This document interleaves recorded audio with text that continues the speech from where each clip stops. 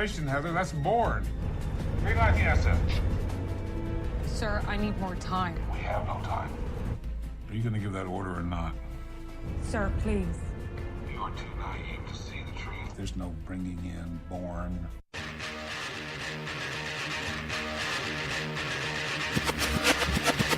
He will defend these police officers.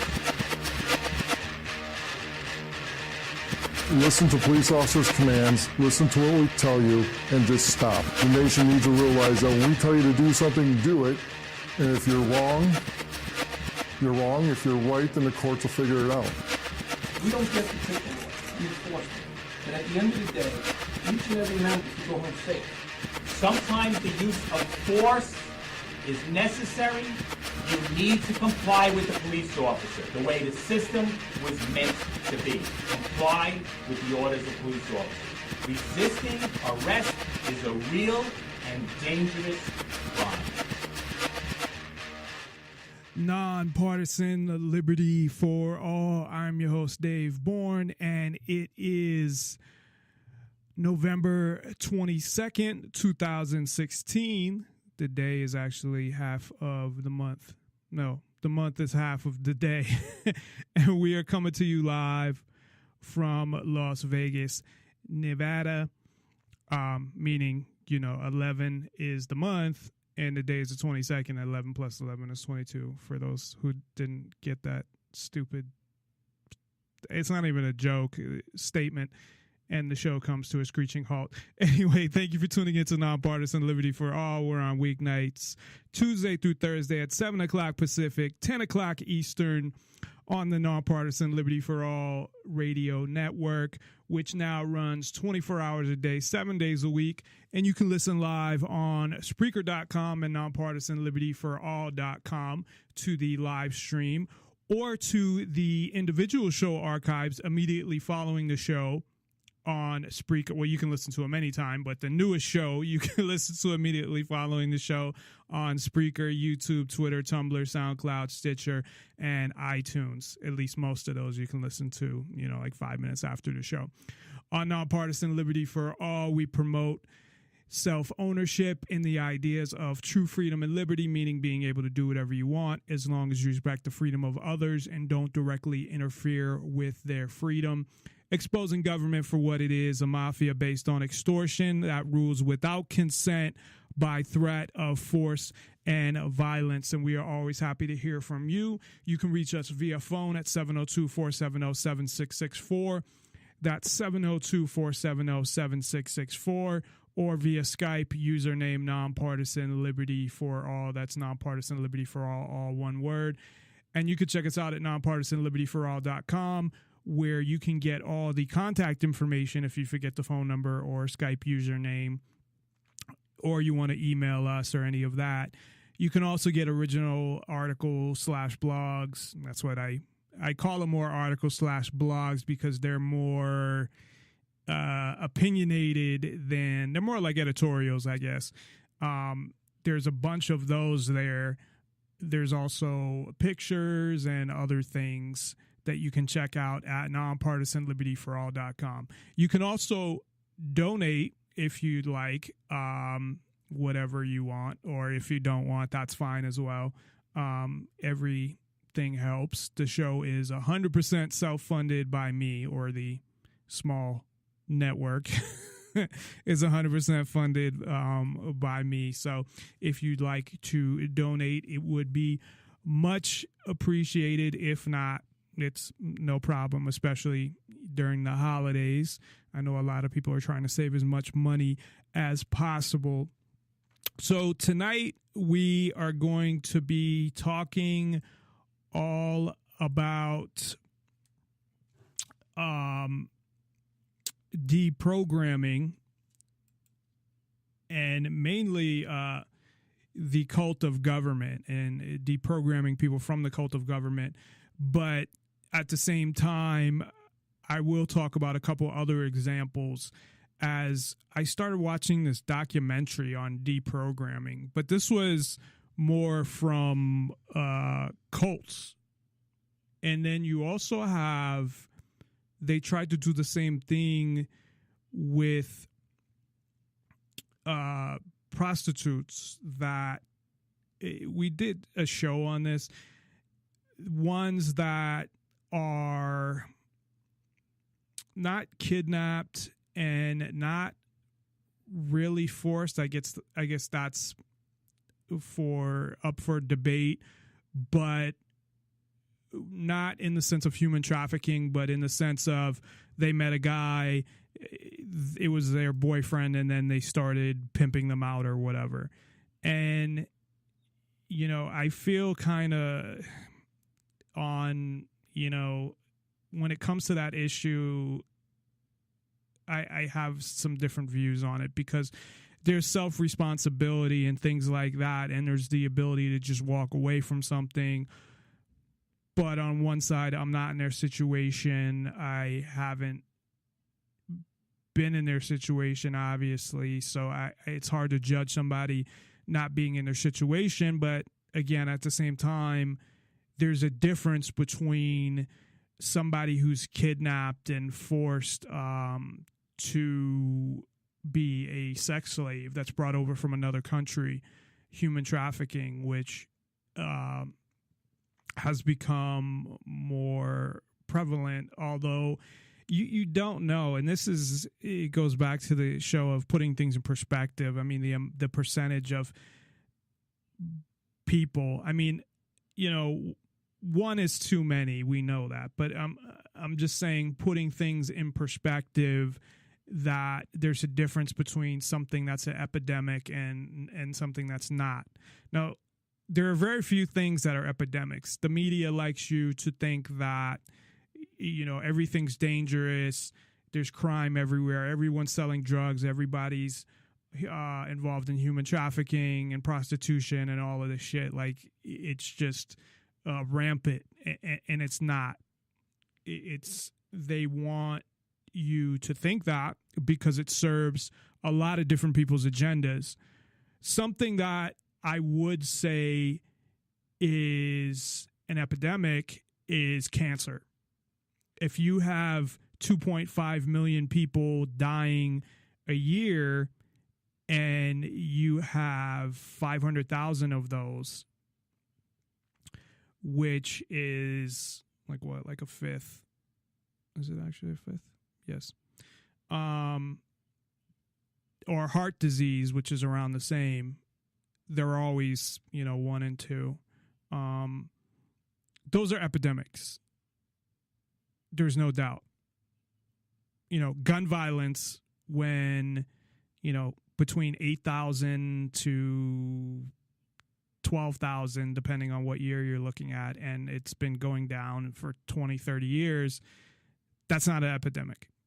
And a lot of those are, you know, gang related or drug related or things like that, which doesn't make it okay. It's just that you don't have to, for the most part, most people don't have to worry about being shot if you're not involved in certain things, is what I'm saying. Although that's not necessarily true, because if you live in certain areas, there have been people that have been hit by stray bullets and things like that. So the area you live in obviously makes a difference as well. But for the most part, it's not something that, yes, you know, again, everybody's life is valuable, but putting things in perspective and looking at a country of 320 million people and, you know, something like 2.5 million people a year dying, they distort the facts of things. Now, that doesn't mean things don't happen. But what happens is you show something on the news a couple times and people think it happens, you know, 10 times a day, and they help to promote that. But anyway, the point was that we'll talk a little about deprogramming. They're actually, I didn't watch the whole documentary, so I'm not going to get too much into it, but there are actual deprogrammers. Like, that's what they do. And technically they kidnap the, well, it's not always women, I guess. In the case of prostitution, it's usually women, but I'm thinking cults as well, because I think that was more with cults. With prostitution, it's more they hire a private detective and find them, and I think it's easier to get them at least into a situation where they can talk to them. But I don't know in that situation that it's more that they feel like there's nowhere to go compared to that they're brainwashed. They I don't know. They try to say that they are, and that's what it is, but they also mention a lot of it is fear, and they think that their family could be in danger or that they could be in danger. And because they're prostitutes and prostitution is illegal, that they're scared to go to the police. Not like the police really help you anyway. But two things about prostitution, just real quick, that I've mentioned before, especially for human trafficking, people that are brought over from other countries. Now, if governments didn't claim ownership of land that I don't know how the U.S. government owns all this land anyway, because essentially based on their actions, they do. They claim to own 80-something% of Nevada, first of all, but they own even your land because you pay them property tax. So how they can say that they own all this land and you need permission from them to enter the country is a whole nother thing. But if there were, let's say, if it was legal to just go where you want and prostitution was legal, it would make it a lot easier for somebody to get out of that life. And I think that's pretty obvious, because especially if you're an immigrant, because not only would you be scared to call for help because you're a prostitute, so you're doing something illegal there, but you're also an illegal immigrant and you're going to get deported. So those girls, it really is like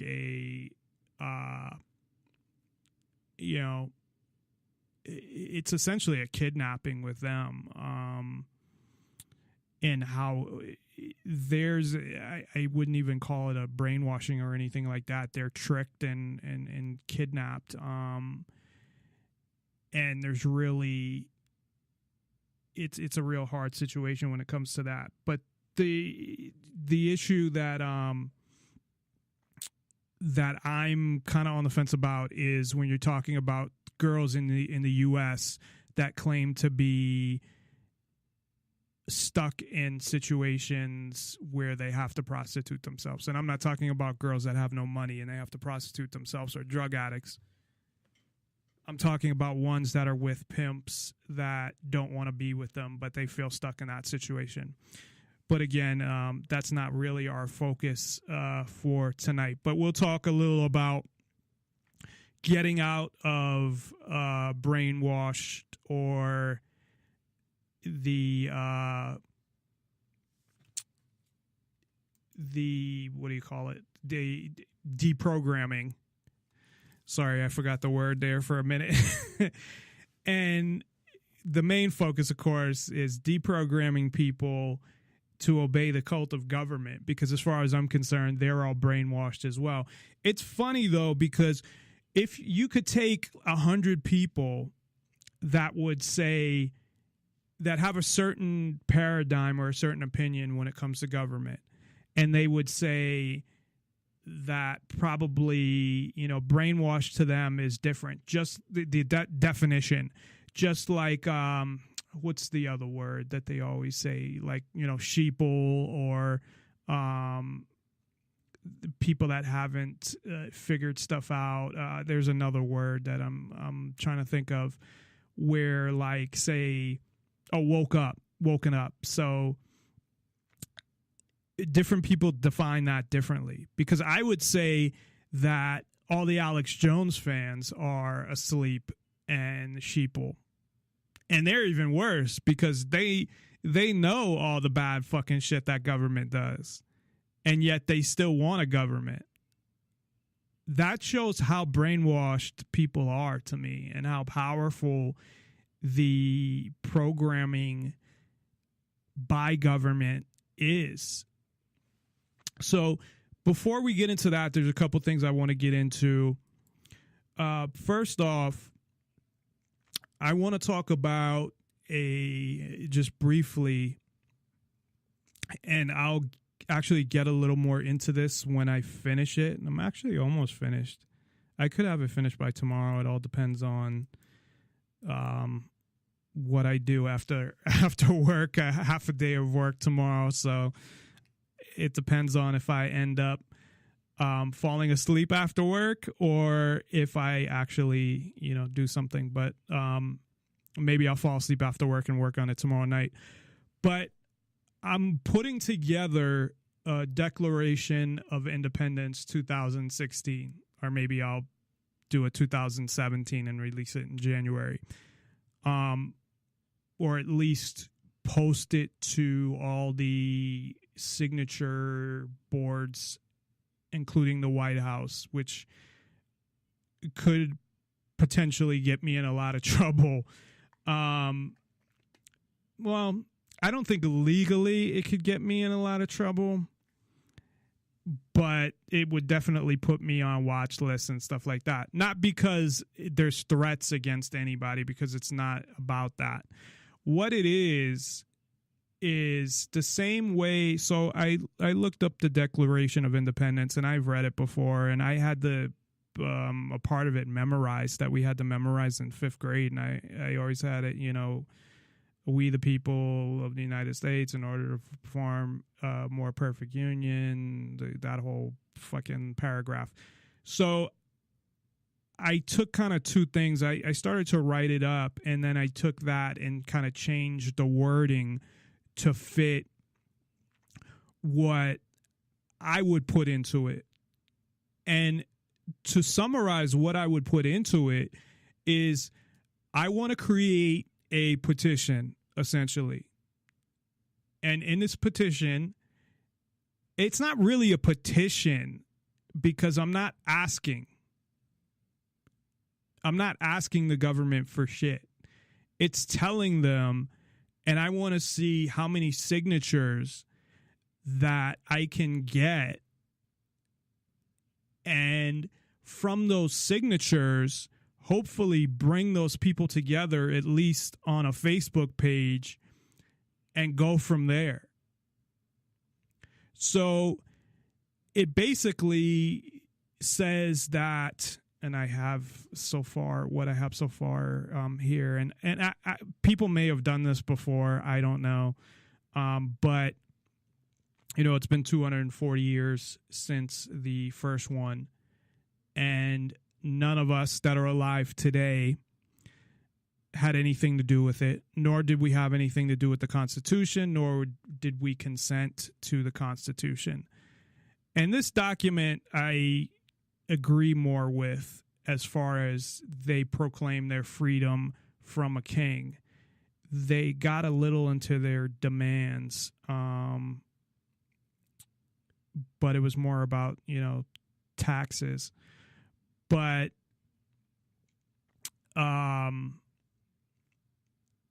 actually, I think it was, and also the laws. So basically what I'm saying is that I don't recognize the authority of the United States government, and that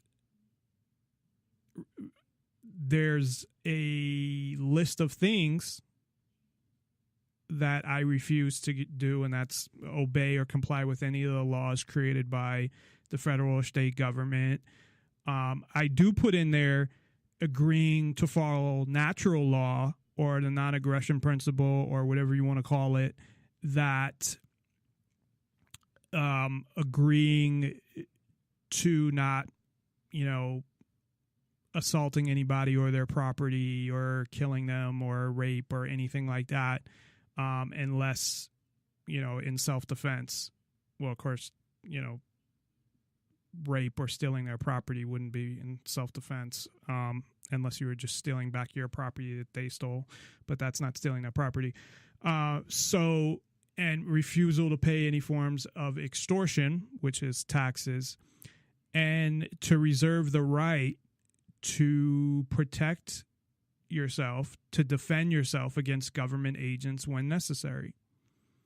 So that's what I'm working on writing up and putting out there on any site where you can get signatures. And maybe I'll get none and I'll just end up getting a call from the FBI, and that's it. But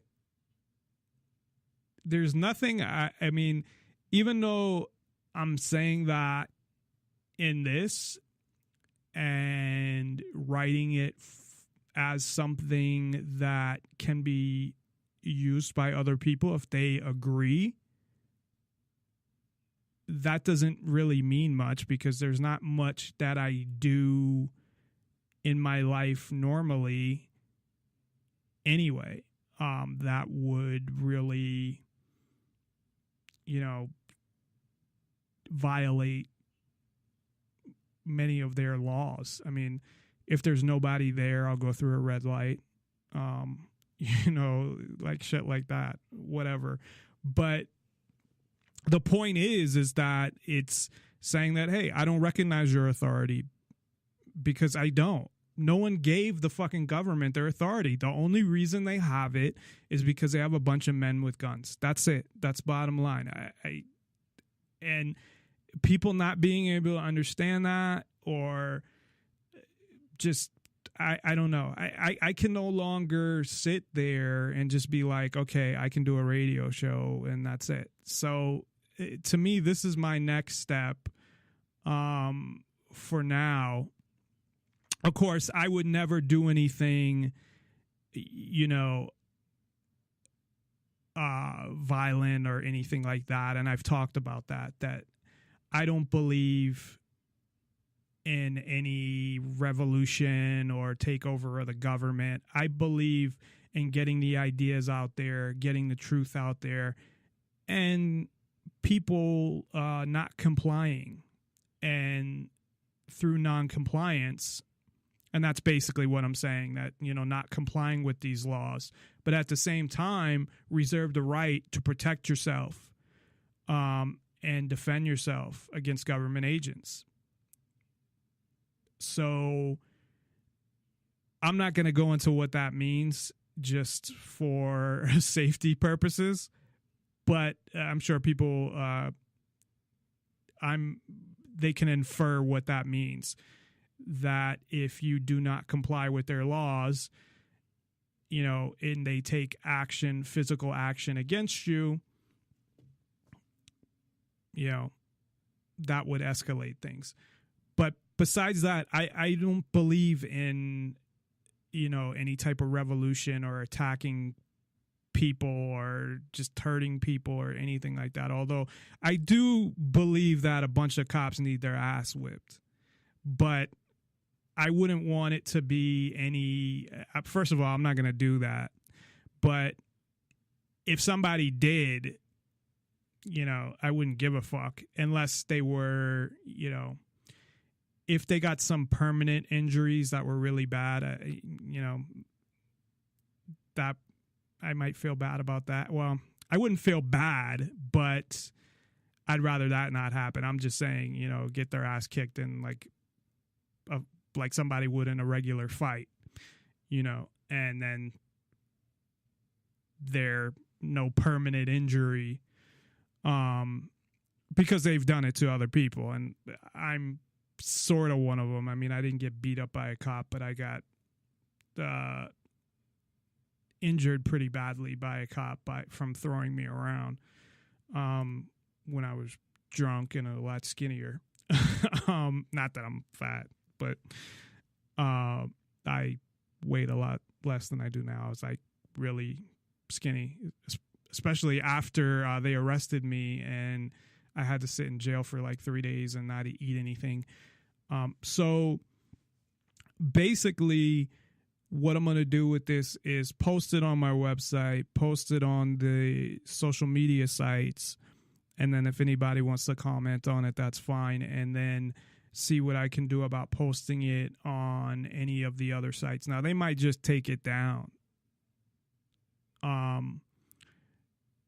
Because it's not a traditional petition.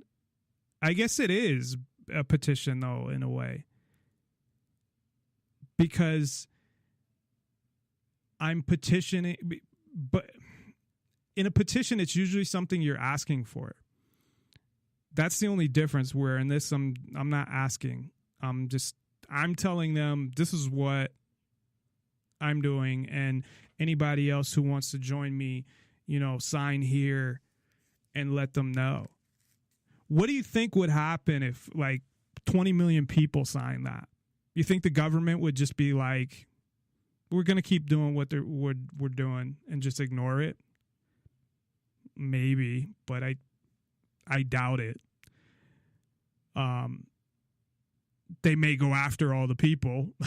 Who knows what 20 million people, they can't go after 20 million people.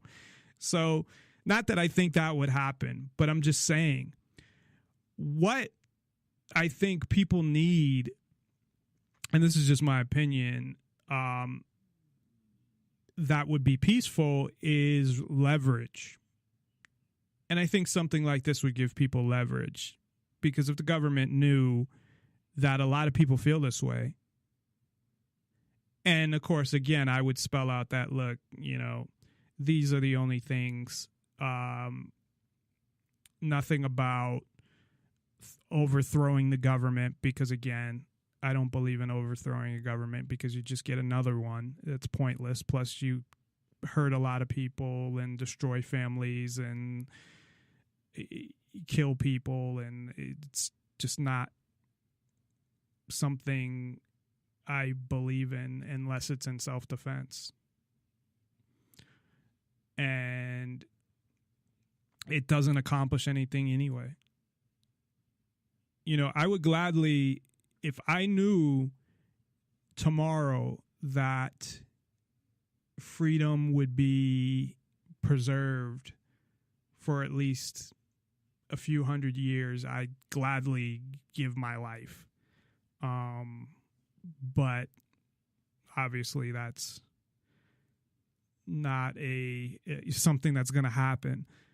But, in thinking about stuff, it's thinking more and more about, okay, what can I do without getting myself killed? Because the only thing I would do is what I said in this. And I don't even know that I would do that if I put that out there and got no feedback, no signatures, no nothing. But I think that's really what we need to do, is the non-compliance. The problem with civil disobedience, and I mentioned this before, and non-compliance, and the difference between the two, is that civil disobedience, again, it might be helpful if you get a lot of media attention and they arrest you for something stupid, and then people can see, look how fucked up the government is, they're arresting people for whatever. But then you disobey, but then you let them arrest you. That makes no fucking sense to me. Like I said, I guess it does if you get a lot of attention, but it's not going to lead to really anything. Maybe, if anything, it's going to lead to you getting some money. So, but it's not going to lead to anything as far as freedom, because tons of people have done civil disobedience. But it's kind of it's hypocritical in a way, and I'm not criticizing the people that have done it. I mean, because they're putting themselves out there like that, and I know that they realize if they don't surrender, if they do try to defend themselves, I guess they could always try to run. But if they do try to defend themselves, that they'll probably get killed. So that's the whole thing is, yeah, if something like that happens, and it's an if too, because as long as fucking nobody bothers me, I'm not going to do anything. And when I say bother, I don't even mean like, I mean, try to physically assault me is all I mean. I don't mean try to question me or pull me over or something like that. I mean, assault me. And in that case, I'm not even saying that I would do that because, again, I'd either go to jail or get killed. Now, I believe I have the right to, and I believe everyone has the right to. If they're going to be assaulted, they have the right to defend themselves. But it's all about, I guess, picking your battles. But the whole thing is, if there were 20 million people, and I'm just throwing that out there as an arbitrary number, that's where you'd have some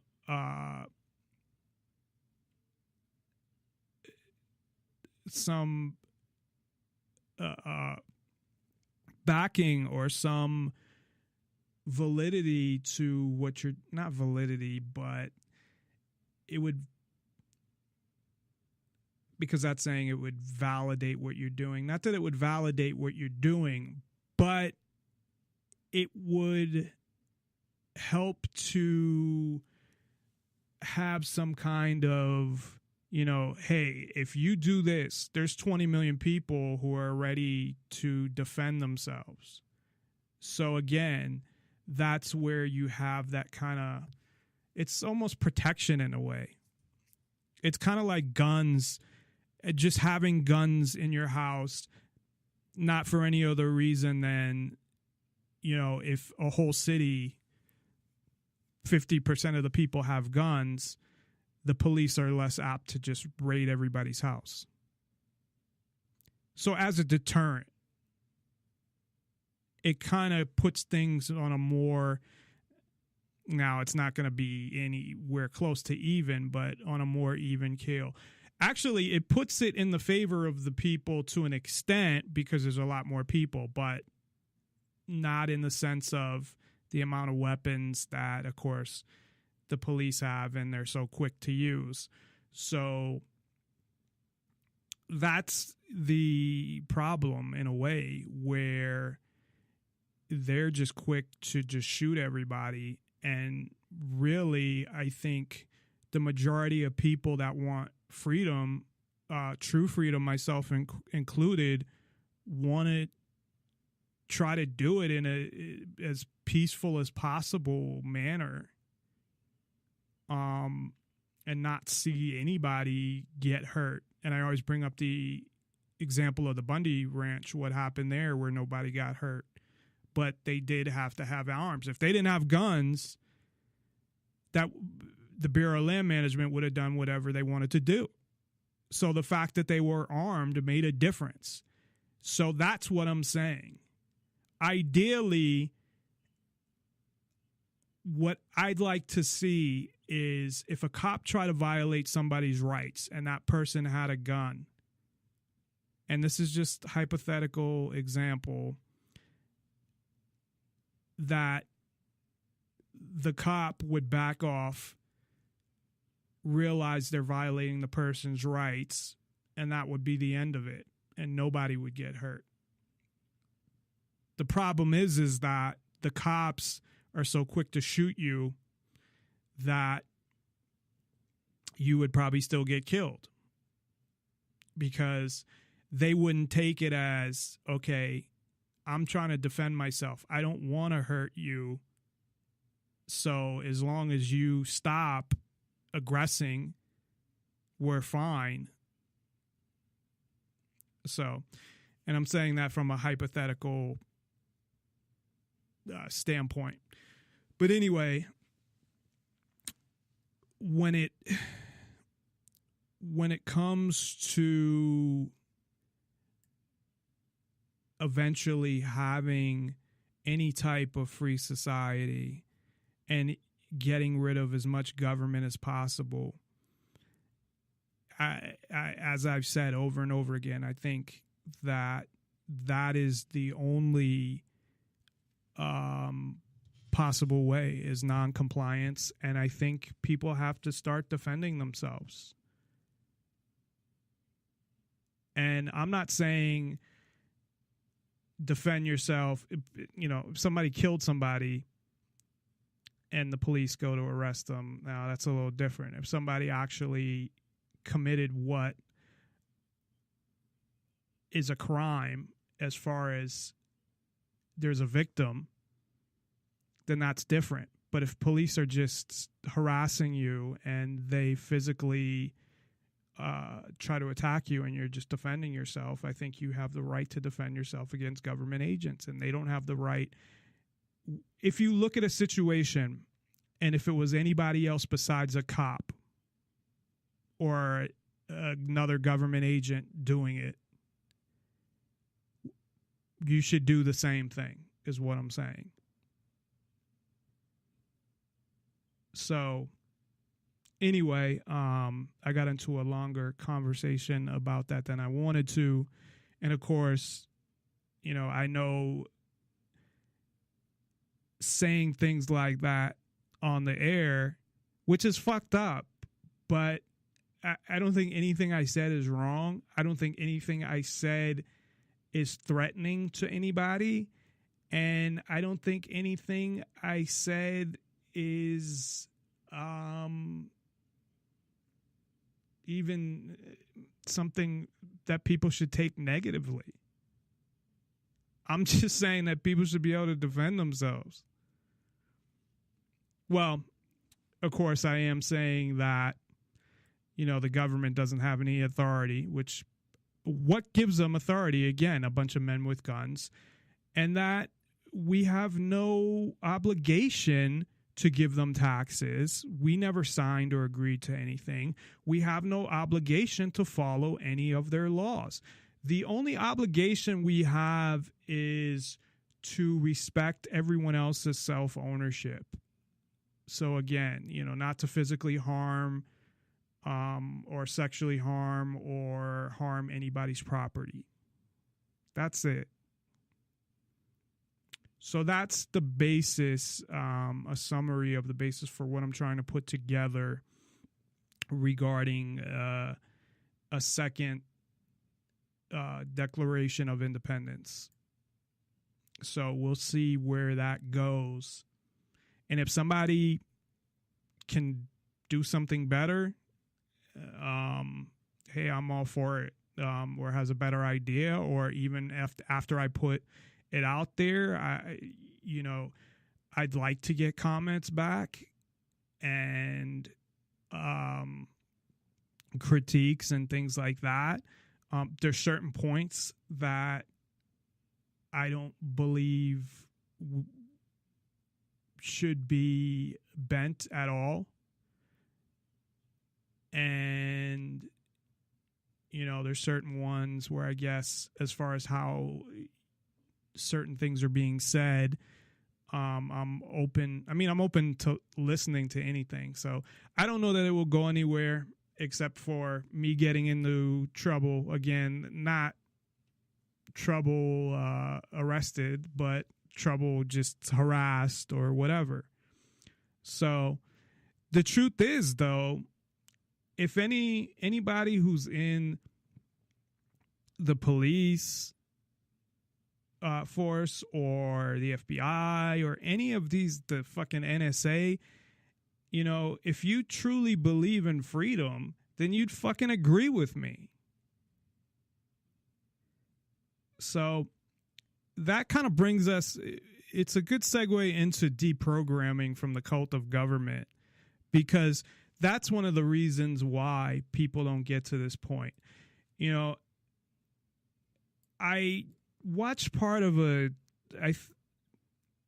I saw part of it today, and I actually saw the whole thing before, but I didn't remember seeing the beginning. So I was sometimes I'll watch something and be multitasking and not really paying attention to every little fucking detail. But I saw something that they did on Trump, and it was, of course, totally negative. As people know, or if you don't know, obviously I'm not a Trump supporter or a Hillary supporter because I don't believe there should be a president. And the whole thing, what was it that came up, and I wrote it down, running the country. Trump made a fucking comment today about, I can run the country while I run my businesses. And hearing somebody even say that, running the country, like you're running, I don't need somebody to run my fucking life. And I don't know when people are going to get this through their heads that we do not need these people. They are worse than any other, well, not any other, because if we had a socialist government or whatever. But I mean, having a government, having a ruling class is worse than any alternative. And there are, so many things we could talk about with that. And maybe I'll do a show about different alternatives and whatnot. But I don't have all the fucking answers, neither. And neither did the people that wrote the Constitution. And I bring that up all the time. But they didn't write out every little thing, every scenario. Well, what if this happens? What if that happens? That's what people do, though. But I can look at the government now and look at, well, this did happen, and this did happen, and that did happen, and the Constitution failed, and people don't have this right anymore, or this right, or that one. So which means more? You questioning if something happens that hasn't even happened yet? Or me actually having evidence of something happening and the result being bad or being anti-freedom. I would say if you already have proof of something not working and how the structure is fucked up and this is fucked up and that is fucked up and the whole thing is a failure, then that has a lot more validity than something that you've never tried before. So anyway, I understand that, I wanted to talk about, so in this fucking Trump thing, you have people that this same thing, even one of the guys, they were basically saying they didn't say they were libertarians, but they pretty much said the definition of the Libertarian Party. They're socially liberal and fiscally conservative, right? So, and they're voting for Trump.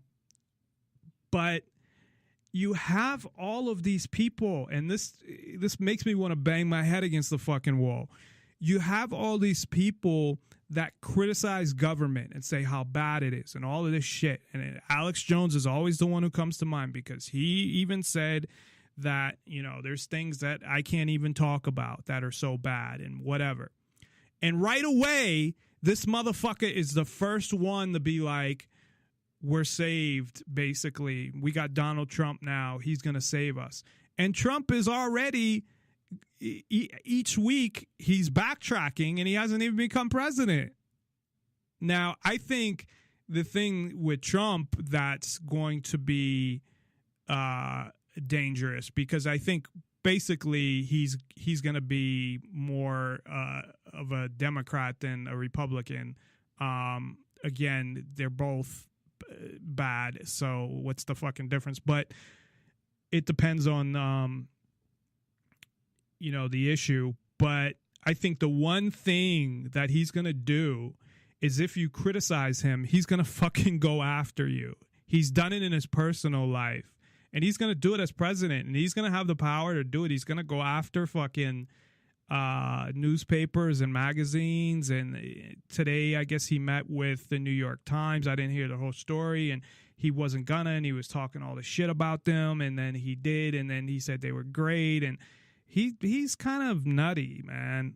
Not kind of, but as I said when I talked about Trump, I said there's nothing to worry about as far as he's controlled. the world will go on the same way, or the country will go on. It will continue to go the direction it was going to go with Hillary, which is more freedoms getting taken away, more government control. They mentioned on one show, and I just caught like part of it, and I guess this is a thing for him that he brings up, you know, the opiate epidemic, which it is not an epidemic if, you know, less than 5% of the fucking population has a problem with it. But of course, they want to probably, you know, totally ban painkillers for people that are actually in pain, and get into all that shit and restart the drug war. Not restart, because it's been going on, but I mean, what's the word? Make it more, go after drugs more, except for marijuana maybe, but the rest of the drugs, you know, and he's already talked about that. But who knows what the fuck he's going to do. But I'm sure when it comes to drugs, it really doesn't matter. They all go after drugs. All politicians. It's like one of those things you don't touch. They don't criticize cops, and they all go after drugs for the most part. Maybe you'll get an exception here or there. You got a couple to, you know, talk about legalizing cannabis, but nothing else. So, you know, you'll have a drug war that will be, there'll be more, a higher budget, probably more manpower, all of that shit. Maybe they'll even, you know, add things or up things on the schedules or ban them totally. So, you know, and opium's the thing they want to go after. So, I don't know. Which is an issue that they caused in the first place. So, anyway. And it's also an issue of freedom and self-ownership. You know, we need to get permission, like little kids, like a hall pass, where we need a doctor to write a fucking prescription. It's ridiculous. It really is. Oh, but the doctor, he's been trained and he went to school. Basically, a doctor's like a gatekeeper for the government. Okay, that's what it is. I don't fault all doctors, because a lot of them became doctors because they want to help people. They're just caught up in a bureaucracy, and they're worried about their own fucking jobs and getting charged with shit just for prescribing people certain things. So I totally understand that, but it's crazy the way that this country probably handles drugs worse than, I don't want to say any other country, because some countries will kill you, but, you know, it's up there, because the difference is you can't you can't pay the police off like you can in some of these third world countries that will kill you over drugs. You can't get out of things. I mean, it's, you know, if you're a big time drug dealer, you can, but, you know, if you're just somebody using or whatever, and you can't pay the cops off like $100 to, you know, I don't know. I never tried that because I'm not a drug user, but, or been caught with drugs, but no, I mean, pretty much, like I talked about when I was younger, I tried marijuana, and, you know, I've had issues with pain. So I've had prescription medication before, but that's it. So anyway, you have that. And that's another thing, you know, you want to talk about programming. People are so accepting of alcohol, yet so programmed to be against drugs.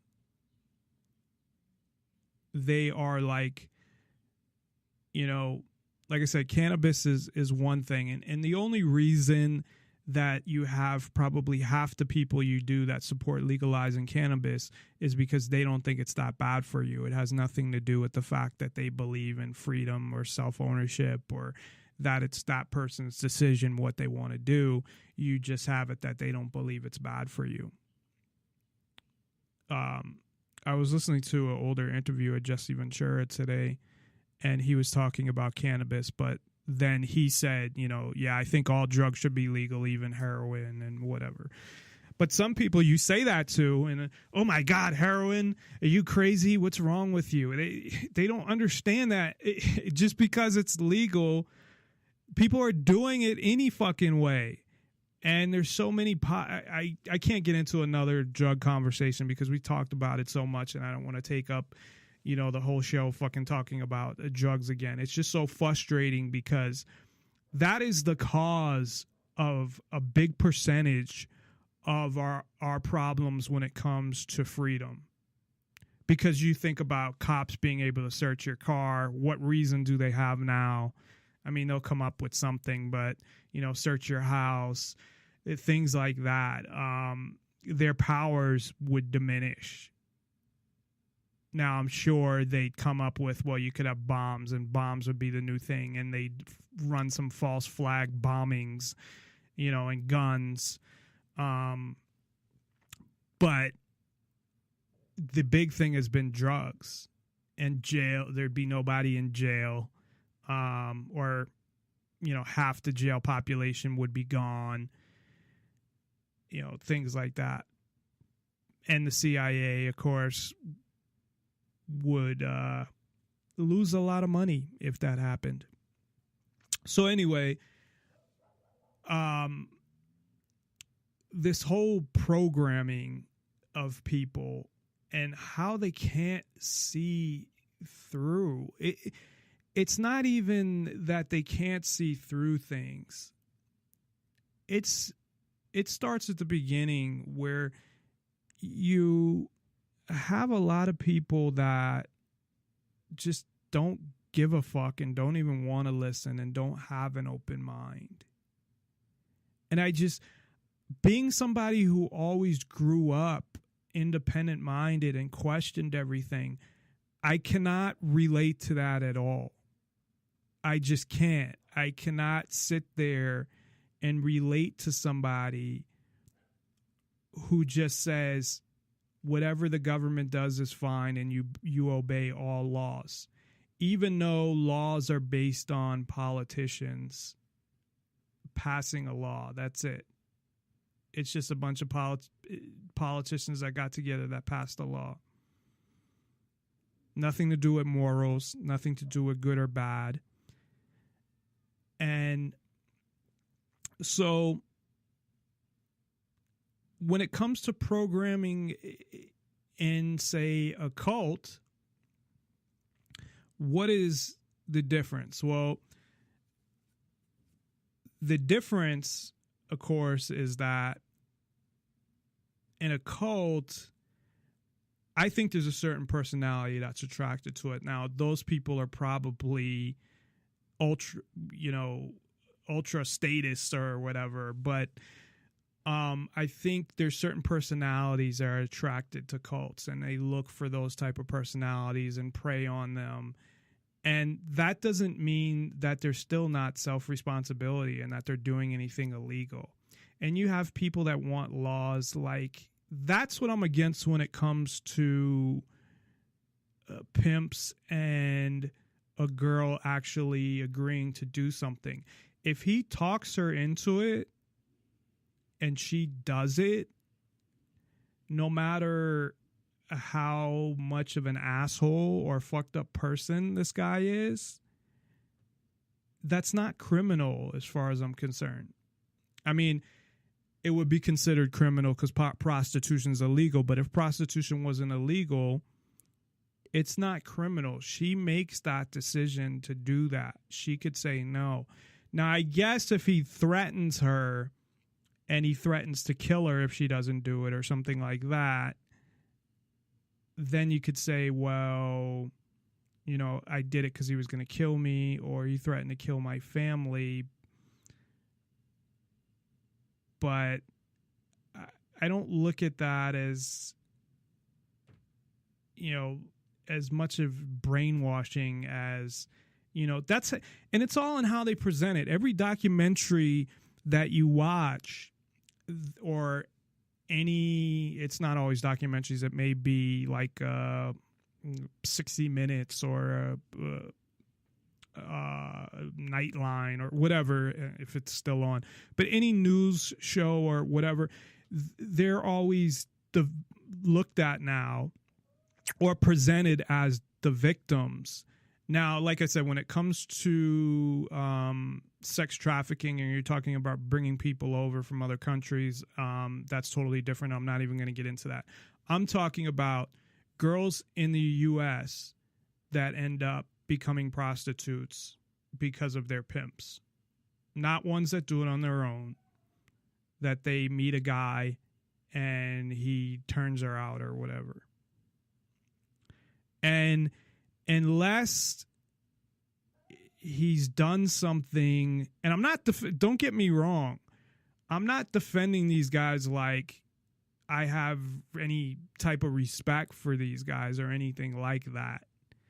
You know, and I think back, and as much as I love hip hop and I grew up with it and I did a CD, nothing that anybody heard. I just did, 4-track. Actually, it was on a tape, and then I eventually put it on a CD and put it from the CD to, I created MP3 files. But my point being that,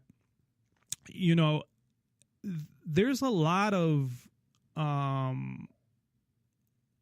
rap music, and I think a Too Short right away, where he calls himself a pimp. And I don't know if he was a pimp in real life. Maybe he was before he became a rapper.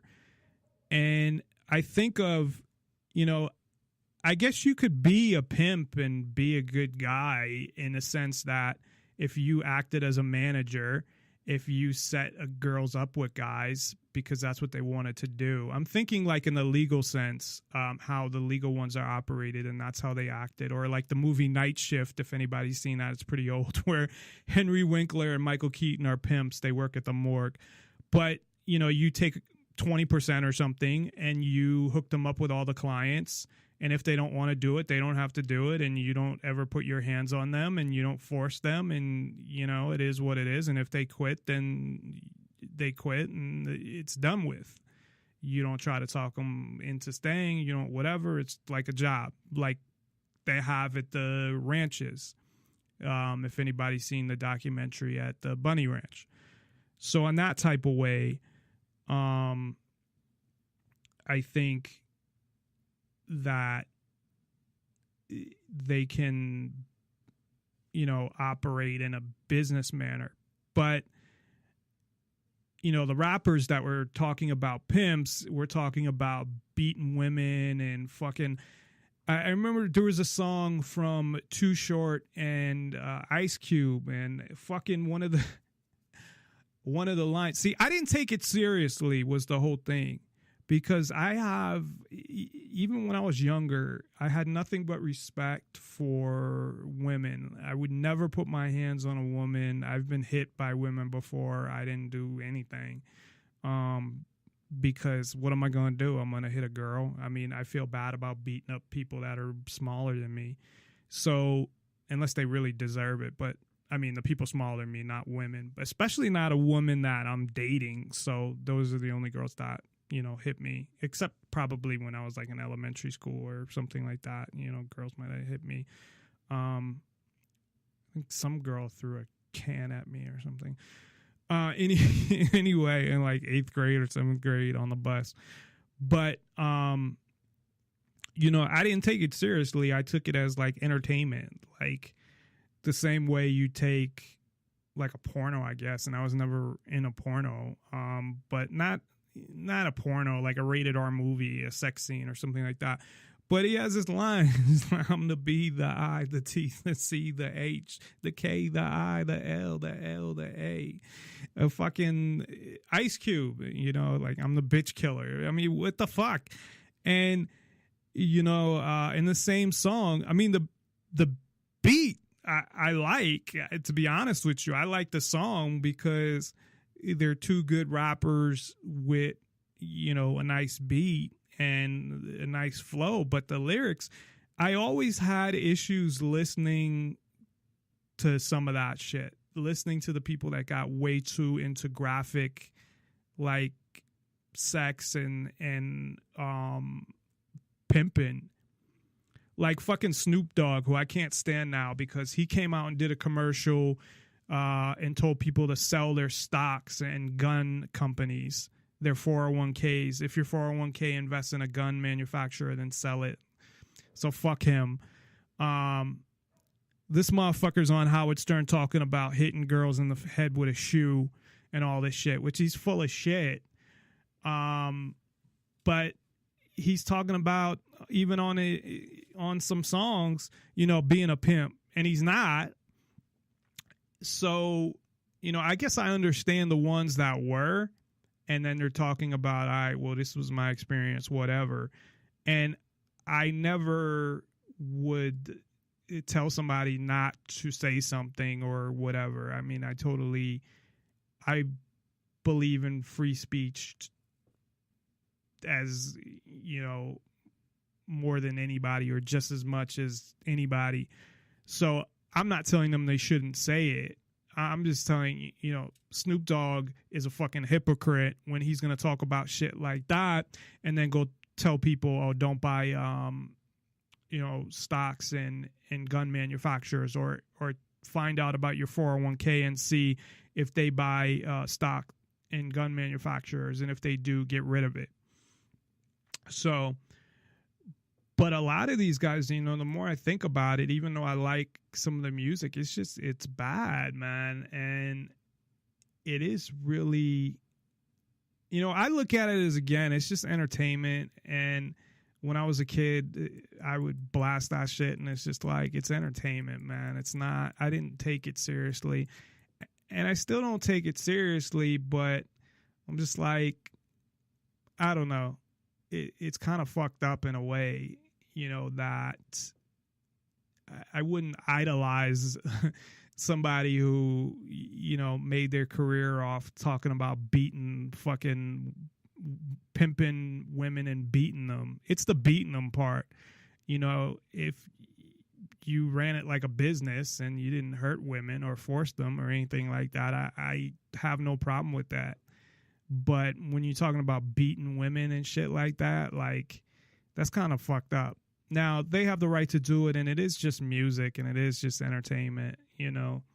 It's like in a movie. So you got to think about that aspect of it, too. But the Snoop Dogg thing really fucking pisses me off because of the anti-gun, and he did some other anti-gun song, so fuck him. Anyway, and I had played the commercial on a show I did. So anyway, he fucking had one good album, and then his skills totally deteriorated. I mean, he had good songs after that, but pretty much only if Dr. Dre produced them. If he had a good producer, he'd have a good song. If he didn't, the song wouldn't be all that good. Like Timberland produced a couple songs that were good as well. So his flow just or his writing or whatever, I don't know. You could see a difference. I could actually go through and fucking, you know, point out the change in his flow and whatever. But this is not a hip hop show. This is a show about freedom and liberty. So anyway, getting past I'm pretty much done with the pimping part. But as far as, you know, cults and comparing government to cults, it is similar, you know, and Larkin Rose had coined the cult of statism. And that's really what it is. I mean, your belief, because think about it, you know, the same way that organization has a leader, they're an organization and you follow them and believe in whatever they say. And you have plenty of people that just, the law is the law and that's it. And, you know, the difference is that people come across these cults later in life, and a lot of them prey on vulnerable people depending on the type of cult that they are. Whereas government doesn't even give you a fucking chance to think. I mean, they get you at minimum 5 years old. Now, there's more and more people that are starting to homeschool. However, they're homeschooling for different reasons. But we're talking more about, so there's two things, because we're talking more about deprogramming people. So people that are already been programmed to be status and follow the government, and that the government's the end all be all, that you just follow it and you just obey, basically. Compared to, there's another part of it, which is the best way, the easiest way would be to prevent it in the first place. So there's ways to do that as well. However, that totally has to be done by the parent, because if the parent doesn't homeschool their kid, if they don't teach them certain things, and I'm not telling them or telling people what you should do or how you should raise your kids. Also, I wouldn't tell my kids, personally, that this, if it's not a fact, I wouldn't teach them that. I want them to come to their own conclusions. But to tell them that taxes are extortion, if you look up the definition of extortion, taxes are extortion. So there are things that are just factual. I don't consent to this government. That's not an opinion. That's a fact. I don't consent to this government. I've never signed any document, at least to my knowledge, and had consideration, which is even in contract law. Of course, that would be government contract law, but to be able to, because if I did, it would have been as a little kid or something, or they would have, my parents would have signed it like a birth certificate. There was this video that was claiming, and I've heard this before, how actually Ken Shorjan talked about it once, who joins us every other Wednesday for geopolitics and the economy. Something about how you can get money from your birth certificate or something like that. And I believe that they take your birth certificate and use it like a bond, because this is truth as well. Not that they use it as a bond, but they might as well. If they're not, they might as well, because the collateral on the debt is us. So all the borrowing on the debt, how does government generate money? Well, they generate money from the biggest amount, I believe, is income taxes. I believe they take in more in income taxes than in, business and corporate tax, especially when a lot of corporations end up not paying any tax. So I believe their biggest form of what they would call revenue, which is theft and extortion. It's actually, extortion is worse than theft, because theft is stealing something. Extorting somebody is stealing something under threat. So threatening them at the same time, because you're telling them, I'm taking this, and if you don't like it, I'm going to fucking kidnap you and throw you in a cage. So extortion is much worse than just fucking stealing. I think if you work at a corporation, Social Security is more theft than extortion, because, well, that's not true, because extortion is at the corporation level, because they're forcing the corporation to take the money out. So you could say that you're not being extorted, you're just being robbed, but the corporation is being extorted. If you follow anything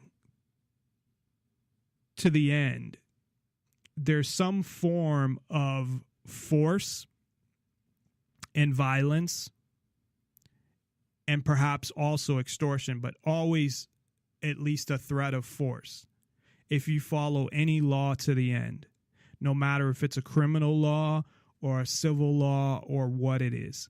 At the end of that law, there is men with guns. It's just a fact. So in teaching kids things, again, I would teach the facts, but I try to do it in a sense that I don't want to make their decision for them. I don't want them to come to their conclusion because I'm indoctrinating them. So I would be very careful of how I told them things when it came to government. Now, like I said, there are some things that facts are facts. And I don't think there's anything wrong with telling them facts. Now, as far as should there be a government or should there not be a government, that's up to them to decide. That's something that, based on all the information that they get and the facts, that it's their decision to come to whatever conclusion that they come to.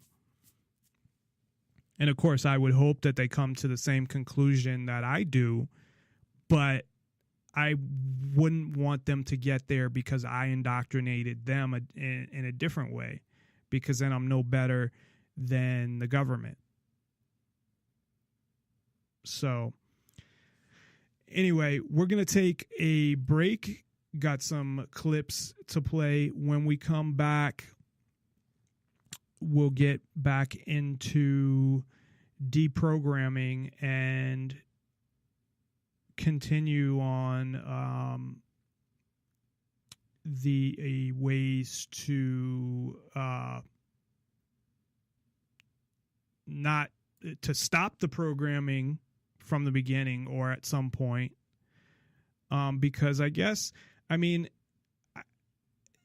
the further along you get, I think, the harder it is. But, you know, there's nothing wrong with, it's better to stop early if you can than just let somebody just go on.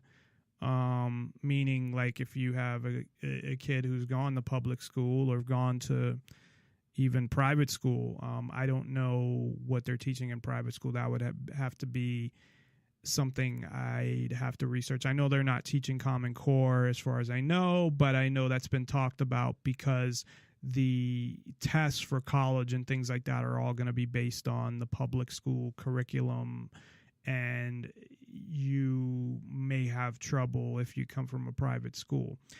But the whole thing about private schools is the structure is the same. So the classroom setting with a certain amount of kids, all the same age or in the same grade, and all of that whole thing, which, again, I don't believe that kids should be in a classroom all day. I mean, if you want to pay for a private school to babysit, then that's fine. But in a classroom all day with other kids. And I think that based on the fact that you're only going to learn negative behavior, to be honest. Not that I think that kids should be kept away from other kids. I don't. I think outside of school, they should definitely, you know, socialize with other kids and things like that. But they shouldn't be forced to be in a classroom with kids. And that's what breeds bullying and things like that. And of course, they want to pass all these bullying laws, which is a whole nother thing, and put kids in jail for, you know, when I was a kid, I was picked on whatever. But if somebody's picked on and they kill themselves, which is very sad and it has happened, the person who picked on them is not responsible for them killing themselves. Plenty of kids get picked on and bullied and don't kill themselves. I don't think that they're responsible for any of it, to be honest. I think they're an asshole, and that, you know, the kid, so you can't do this anymore neither, that the kid should just come to school. If the kid's a lot bigger than them, you know, get something in your hand that's metal and fucking clock them in the face. Not to do anything that would permanently damage them, but, you know, something that would knock them out. So you can't do that anymore neither. You can't stand up for yourself because there's police in the schools and they'll arrest you. So another reason not to have your kids even in any school, period. So anyway, we're going to take a quick break, and when we come back, we'll talk more about deprogramming people from the cult of government, or as Larkin Rose would say, the cult of status. Is that what he says? Cult of status? Statism. Cult of statism. So we'll be right back after this. NonpartisanLibertyForAll.com. Check us out. Again, if you'd like to call the show, 702-470-7664 or Skype in Nonpartisan Liberty for All. We'll be right back after this.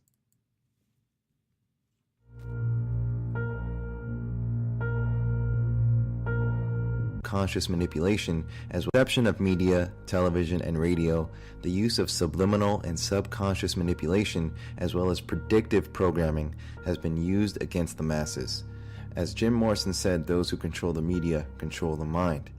It is utilized against us via movies, music, commercials, you name it. The use of predictive programming will be the focus in this video in relation to what is currently taking place in our world today and what could potentially occur in the near future. In history, predictive programming has been used for countless events, from celebrity deaths to false flag terrorism and PSYOP events, such as the 7/7 London bombings, Boston bombings, 9/11, etc. 9/11 especially proved this and serves as the prime example for the use of predictive programming. But in the case of 9/11, we learned that this type of programming can stretch not just years in advance, but decades. Before we move on, let's take a look at just a few of the most blatant and shocking examples of 9/11 predictive programming in media. First up, we have the infamous X-Files spin-off pilot episode appropriately titled The Lone Gunman, which aired 6 months prior to 9/11, which revolved around a commercial flight being flown into the World Trade Center towers. The perpetrators of this act was a quote-unquote faction of our government. We know it's a war game scenario, that it has to do with airline counterterrorism. Why is that important enough to kill for? Because it's no longer a game. But if some terrorist group wants to act out this scenario, why target you for assassination? Depends on who your terrorists are. The men who conceived of it in the first place. You're saying our government plans to commit a terrorist act against a domestic airline? There you go. Indicting the entire government as usual. It's a faction. A small faction. For what possible gain? The Cold War's over, John. But with no clear enemy to stockpile against, the arms market's flat. You said they intend to bring us down in the middle of New York City? What if there is no bomb? Well, how are they going to bring it down? We're going to crash the plane into the World Trade Center.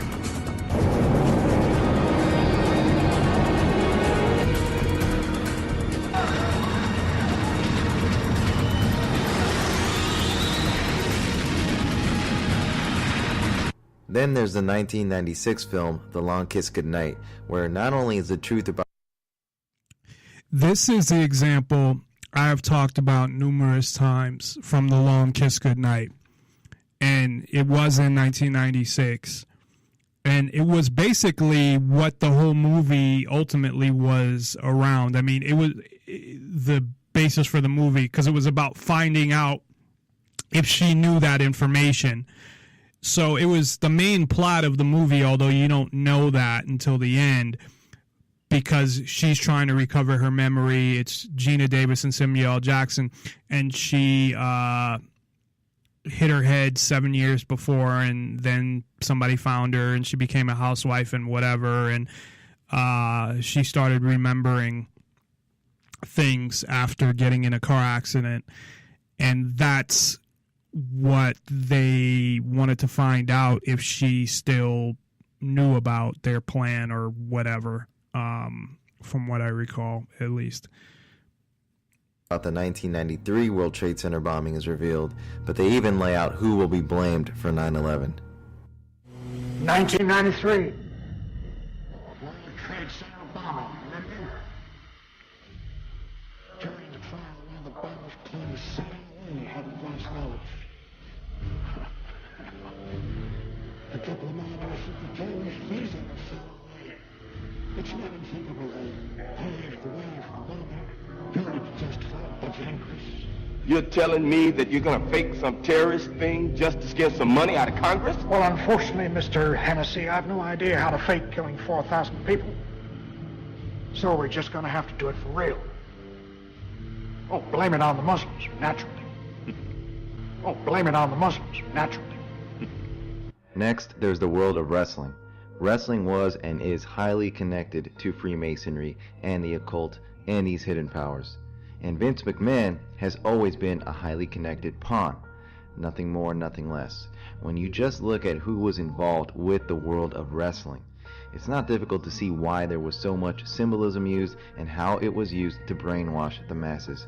What's funny is Donald Trump is in this video walking with Vince McMahon, and this was posted at earliest in December of 2015. It may have even been posted originally, because this may be a repost prior to that, or made prior to that, just so everybody knows. I'm trying to think of, I guess he would have been in the race already, but nobody would have thought, at that point, I'm trying to think back to December 2015, where he was at in the race. But again, it could have been a repost, but it was at least before he had gotten a nomination. Especially when you realize the infamous elite globalist and media mogul kingpin Ted Turner, who founded networks such as CNN, TBS, TNT, founded the WCW, World Championship Wrestling. This is the same man who openly admits we need a new world order with the population reduced by 95% and ran by a global centralized police under the United Nations. Turner states, quote, "A total world population of 250 to 300 million people, a 95% decline from present levels, would be ideal," end quote.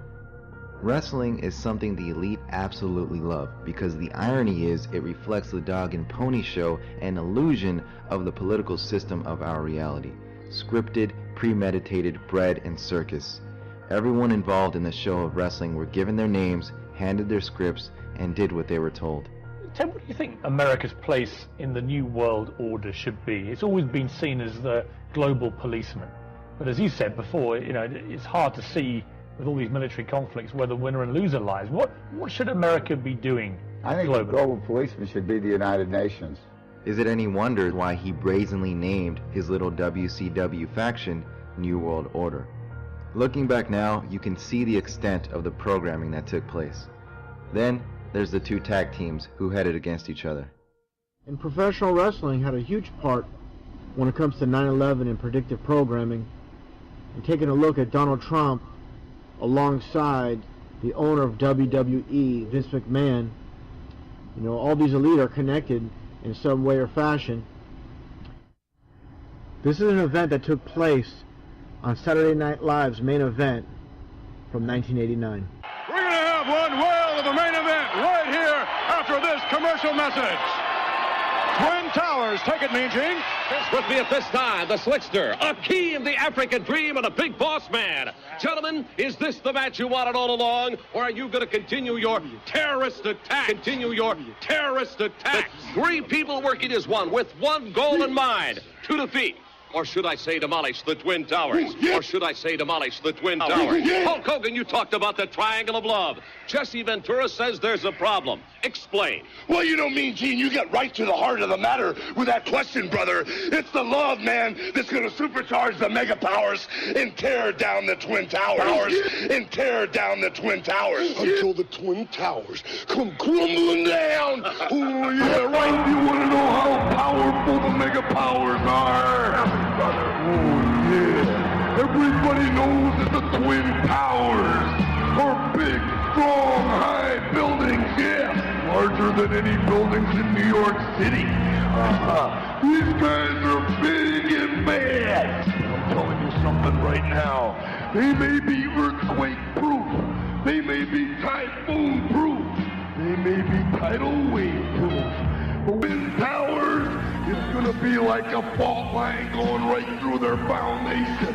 And the Richter scale is going to spin around 42 times, go into orbit, and you're going to see the Twin Towers come crumbling down. Yeah. And that's why they call it television programming, with the tag team of Demolition going against the Twin Towers. Interesting to note that in the Dark Knight Rises movie, another franchise replete with symbolism and Masonic undertones, features two football teams who head up against one another named Gotham Rogues and Rapid City Monuments. In other words, rogue elements bringing down the Twin Towers. And in the crowd, there's a man with a sign that says, "Demolish the Monuments," eerily similar to the wrestling sign. And although this took place obviously after 9/11, it's a testament to the programming regarding 9/11. And last but not least, there's the shocking Simpsons episode that aired in September of 1997 called The City of New York vs. Homer Simpson, which featured the infamous and creepy 9/11 scene as Lisa Simpson holds up the 9/11 magazine, the camera zooms in, then Bart Simpson waves a wad of cash in front of it. Oh, I'd love to see New York. We could all go with the bus company's special Super Sitter fare. $9? This one's on me. And these are just a few examples out of hundreds regarding 9/11 predictive programming.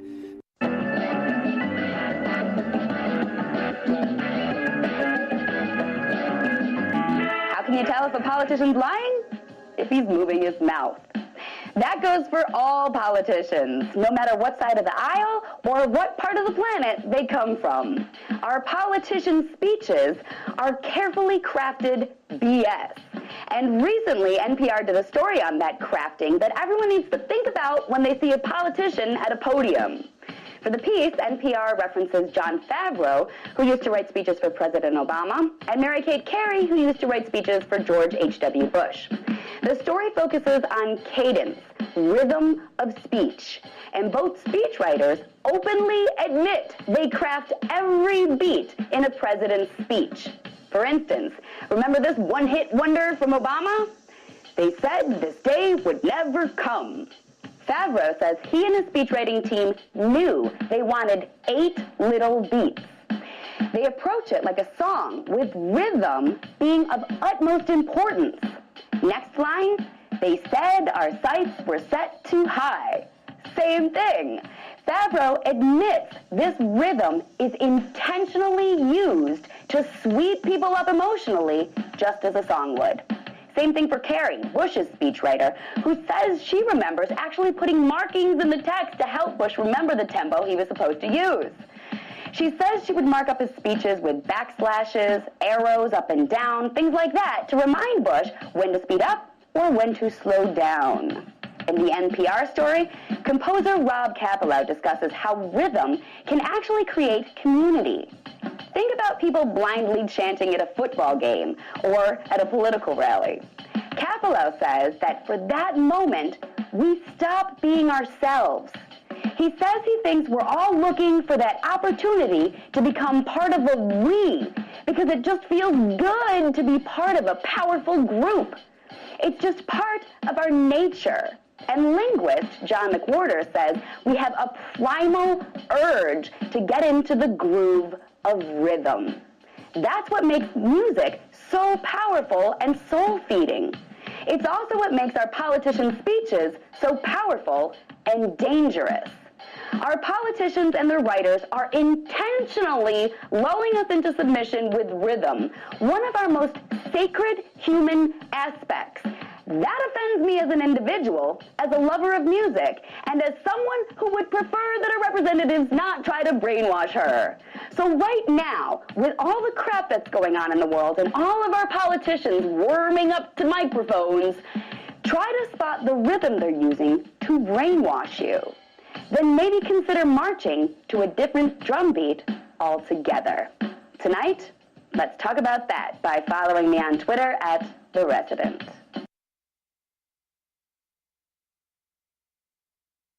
I want to have, as part of the gun initiative, though, an informational campaign to really change the hearts and minds of people in Washington, D.C., and in particular our young people. They are saturated in the media and in entertainment, or by the entertainment industry, with violence. And I think too many of our young people, in particular our young men, are fascinated with violence, and in particular fascinated with guns. And what we need to do is change the way in which people think about guns, especially young people, and make it something that's not cool, that it's not acceptable, it's not hip to carry a gun anymore. In the way in which we've changed our attitudes about cigarettes. You know, when I was growing up, people smoked all the time. I mean, both my parents did. But over time, we changed the way in which people thought about smoking, and so now we have people who cower outside of buildings and kind of smoke in private and don't want to admit it. And that's what I think we need to do with guns, really change the way in which people think about guns.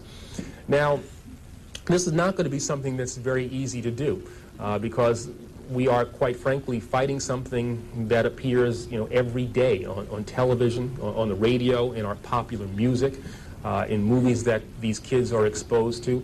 It will be an effort that will entail things that I'm really not familiar with. I think I'm a pretty good lawyer, but we need to get really innovative, creative things that are going to grab the attention of these kids and change, as I said, the way in which they think about guns. And so what I've asked is that the creative community in Washington, those ad agencies that create these snappy ads and make me buy things that I don't really need, devote that talent in a more constructive way so we can get at the minds of these young people. This informational campaign, I've also called on the newspapers and the television stations to devote to us time and space so that we can get these ads, so we can use these spots, and not to give us 1, 2 o'clock in the morning ads when nobody's watching, but at the time when people, particularly young people, are watching television, so that when they're watching, the Fresh Prince of Bel-Air or Martin or whatever else they watch, and yeah, I watch those things once in a while, so that they'll see these ads and they'll be grabbed by these ads. I've also asked people who have influence over youngsters, entertainers, athletes, to be involved in this program as well. But not only them, community leaders, Jesse Jackson, Mayor Barry, people who have credibility with young people should be on the television, on the radio, as much as we possibly can, and telling these youngsters that it's wrong to carry a gun, and that if you have information about people who are carrying guns, you've got to share that with Chief Thomas and with his people as well. I've also asked the school board to make a part of every day some kind of anti-violence, anti-gun message. Every day, every school, at every level.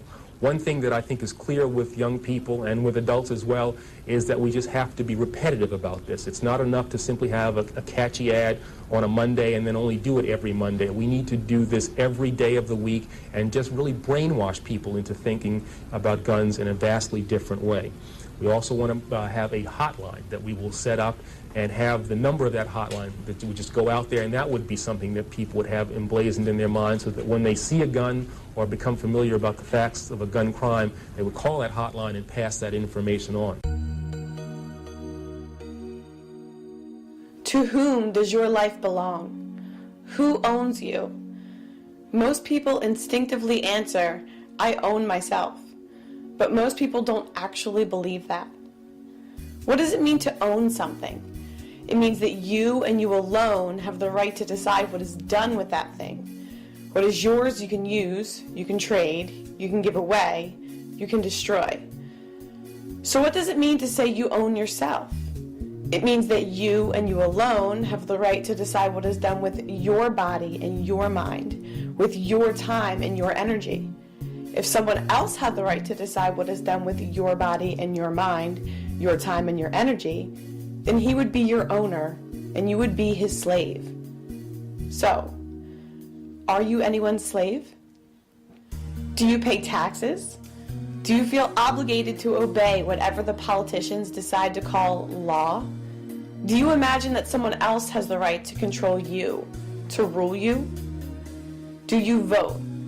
In every political election, you are asked to decide who you want owning you, but owning yourself is never one of the options offered. The only choice you are given is the choice of which politicians will coerce and control you by way of so-called regulation and legislation, and confiscate what you produce by way of taxation. Whoever wins, you will be extorted and dominated. When you vote, whether you win or not, you are accepting that someone else has the right to rule you. You are conceding the state's authority over you. You are agreeing that you are going to be someone's slave, with the only question being which political master will own you. If you believe that you have an obligation to pay taxes, if you concede that it is up to someone else to decide how much of your earnings they will let you keep, then you are their slave. If you own yourself, you don't need the permission of anyone, any individual, any group, any collective, any country, any legislature, to run your own life, make your own choices, and keep the fruits of your own labor. As long as the politicians see you voting, petitioning, protesting, and campaigning, begging for tax cuts, whining for different legislation, as long as they see you timidly obeying whatever commands they issue, while begging them to change their so-called laws, then they know that they own you in mind and body. Writing or calling your congressman merely tells him that you still think he's important, that you still view him and his fellow parasites as authority, and that you still think it's his choice whether to let you be free or not. As long as you play their games and legitimize their system, obeying their so-called laws and paying their so-called taxes, acting as if they are your rightful lords and masters, the tyrants know they have nothing to fear. The slave master doesn't mind his slaves pitifully begging for mercy, as long as they keep obeying and keep producing wealth for the master to steal. Those in power aren't worried about elections or petitions. What they do fear is that one day their victims will realize the truth, will stop believing in the divine right of politicians, will stop calling liars and crooks lawmakers, will stop calling the tyrants, mercenaries, law enforcers, will stop believing that anyone has the right to rule them, will stop imagining authority where there is none, will realize that they own themselves, and will stop bowing to the parasitical, anti-human beast called government. If you own your time and effort, and the fruits of your labor, then stop asking nicely to be allowed to keep it. If you own yourself, then stop asking nicely for legislative permission to run your own life. If you actually believe in unalienable rights and individual liberty and freedom, then stop asking nicely for the sociopathic parasites to let you be free. For humanity to be free, people need to stop thinking, talking, and acting like slaves. Stop bowing to megalomaniacs. Stop paying tribute to sociopaths. Stop obeying political parasites. If you truly understand that you own yourself, then start acting like it. Are you looking for a podcast that talks about life, the universe, and everything? Listen in to the Illumination Hour, Monday nights, 10 p.m. Eastern, 7 p.m. Pacific. Listen live at Spreaker.com or nonpartisanlibertyforall.com. We're also on SoundCloud, Spreaker, Twitter, Tumblr, YouTube, and iTunes. The Illumination Hour, brought to you by Nonpartisan Liberty for All Media and Radio Network. And your host, Ellen Stallone. Because a spark can illuminate the world.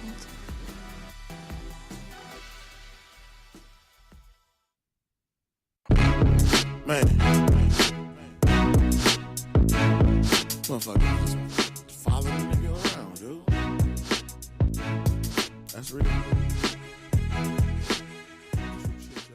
Nonpartisan Liberty for All, and we are back. Hopefully you listen to the clips during the break. When I take breaks, I currently don't have any commercials, except, I played the commercial for Ellen's show, The Illumination Hour, which is a show on our network. But besides advertising other shows on the network, I don't have any paid, not paid because they would be paying me, sponsors that pay me to run commercials or anything like that. So what I do during the breaks is actually play clips that are usually relevant to the topic that we are talking about. And there was, for people who didn't hear it, but there was a clip on predictive programming.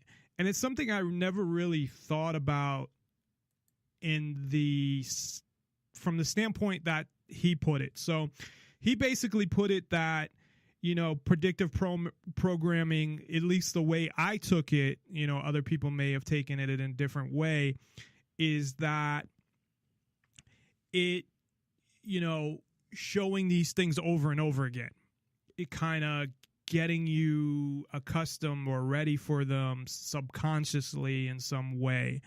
I've noticed that a lot of these things, of course, after the fact, have happened that you see in movies. And I know Hollywood is very connected to the government agencies. And basically the FBI has been involved in Hollywood since I think they had an office in the 1920s. I did a show on that as well. And they had CIA agents as interns. Supposedly Anderson Cooper was a CIA intern. Whether that's true or not. Supposedly it's proven, but I've read about it, but from multiple sources, but I can't say 100% that I believe that, although I wouldn't be surprised if that's the case. So, which most likely it is. But if it wasn't him, there are plenty of others. So I don't think that most people that know anything that's going on would debate that the government has some control over the media. Now, I believe they run the media, and I'm talking about, of course, I call it government media, but I'm not talking about, the internet and a lot of the independent sites, although who knows if they've gotten into those. A lot of what happens is the independent sites get bought up by bigger sites, and we end up hearing about it. So then their credibility kind of goes away. But the majority of TV, newspapers, I don't know if there's a lot of news magazines left. There are news magazines, but since news is more timely, there are different types of kind of stories that you read in a news magazine than you would on like a, news oriented program, whether it's one that comments on the news, or, the actual news broadcast. But I mean, it's very obvious to me that the government controls the media, and that if they follow an agenda. And there was a Conan O'Brien skit, I believe it was Conan O'Brien, where they played about 20 different newscasts, and they said exactly the same thing when they read their story. So it'd be interesting to get a news director or whoever is at the top of even the local news, what they are told. And they probably aren't told that much, but they might be given, here's what you're going to do. And I was talking about this actually yesterday, about how all you see is violence and killings and murders and things like that, is a lot of what the government media, unless they're covering something for a specific agenda, or to exploit an issue, the everyday news. I mean, that's pretty much what it is. And is that even really news? Not to in any way diminish someone's life, but again, people die every day, and hundreds of people. Again, if you got 2.5 million just in the United States alone, 2.5 million a year, something like that. I believe those are the stats for maybe 2014 or a recent year. So it's somewhere around there. But, I mean, they want you to think that this happens all the time. Just like I mentioned earlier, the same thing, that they don't put things in perspective, that they want to, and especially they want to scare you, because they want you to feel, government wants you to feel like you need them, that you need their protection, you need the police, you need this, you need that. The world's a dangerous place, although they contradict themselves because they show how dangerous it is, and then they say, well, but you don't need a gun or anything. Of course, their main reasons to take away guns and go after rifles instead of handguns, which kill a lot more people, is because if there was ever any type of war against the government or any type of battle against the government, it'd be a lot easier for people to fight back with rifles than handguns. So that's what I believe.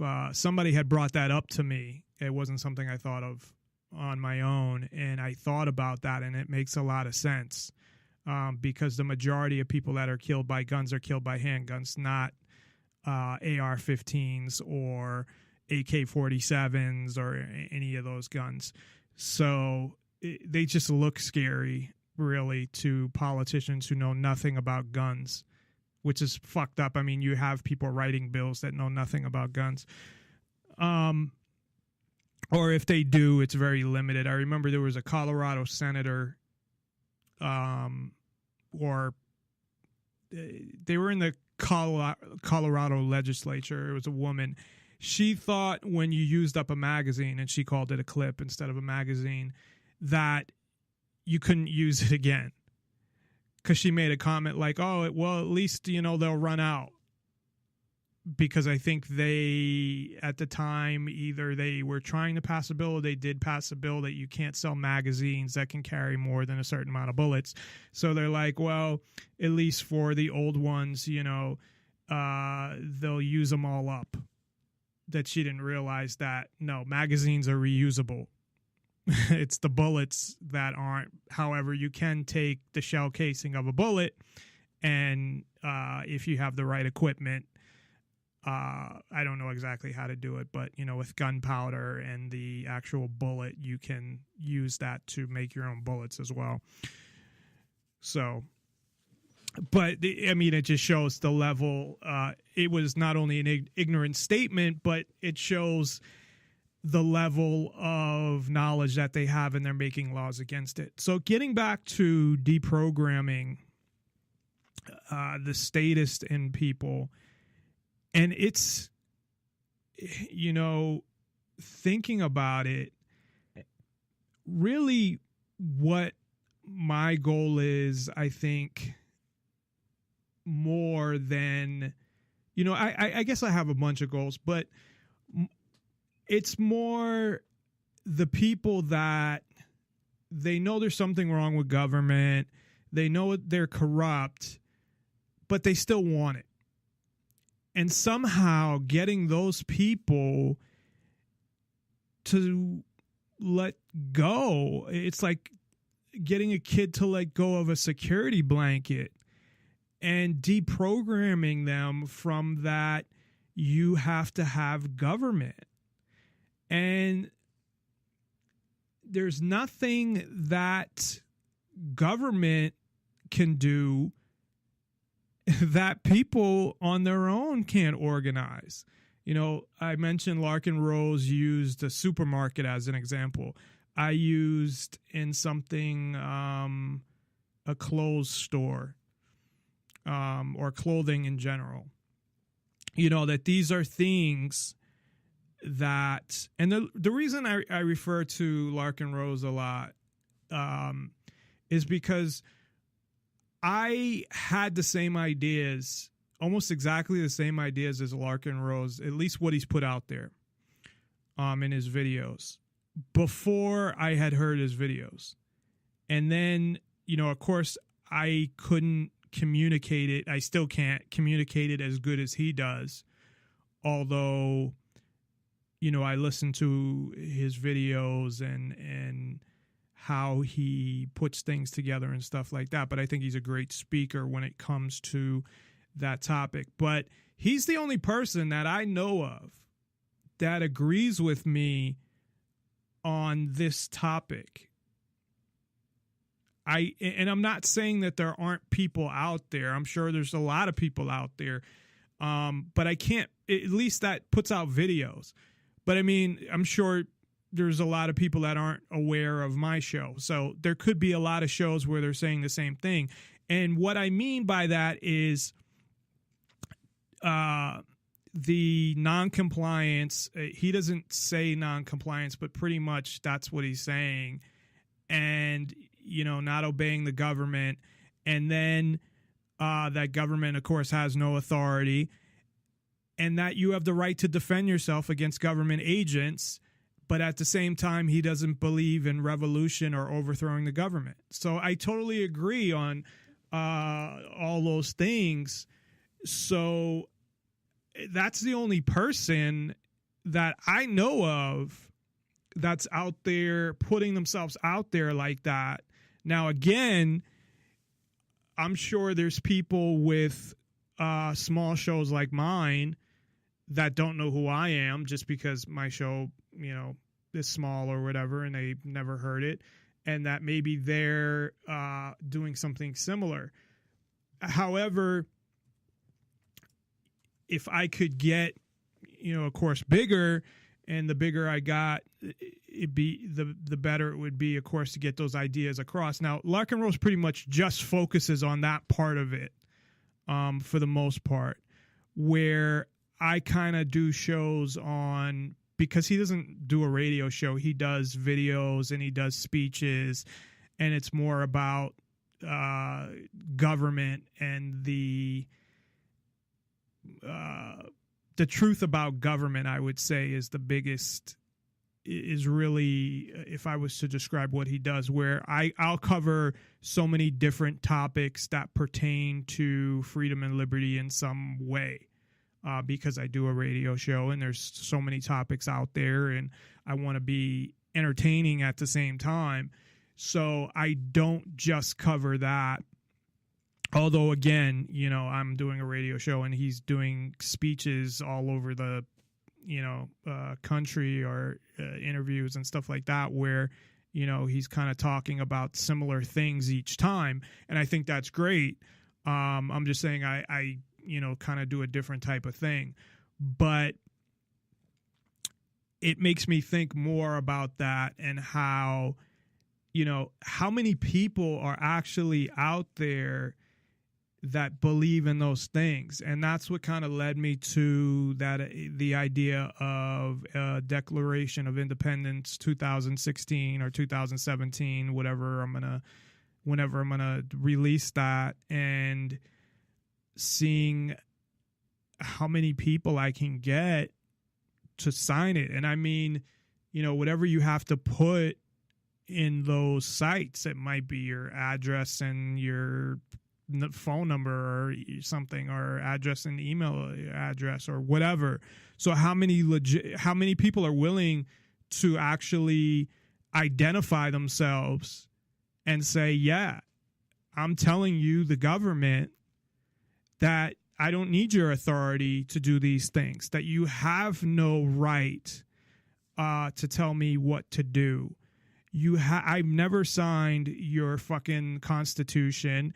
You just push this on me and, extort me at the same time. So I don't want to get into a big, long conversation on that, but that's why I mentioned Larkin Rose a lot. I know recently there was some bullshit video that and I'm not going to say it's bullshit that he didn't do it, but, supposedly that he had sex with some guy's wife or whatever. And that's none of my fucking business, and it's irrelevant. It doesn't change what I believe Larkin Rose has done for freedom and how many people he probably has influenced.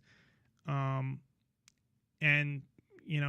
whatever. It's not like, he didn't rape her. I mean, now if he raped somebody, that's a little different, but that's not what happened. But the guy who did the video even said at the end that, he wants to, I'm paraphrasing, people to think Larkin Rose is a bad guy and not, have animosity towards him and whatever.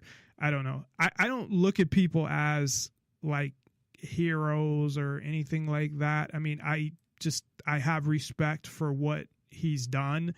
And I just happen to agree with what he says. And I mean, he's doing it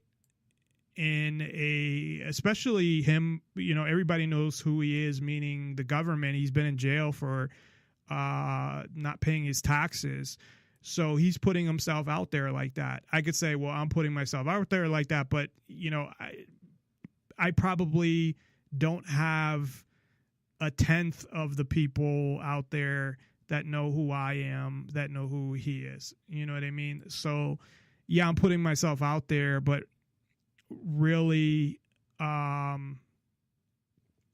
because I don't have a huge following, it doesn't mean that the government's not gonna fucking, get pissed off, but they're not gonna care as much, because as far as they're concerned, well, no one's listening to this motherfucker anyway.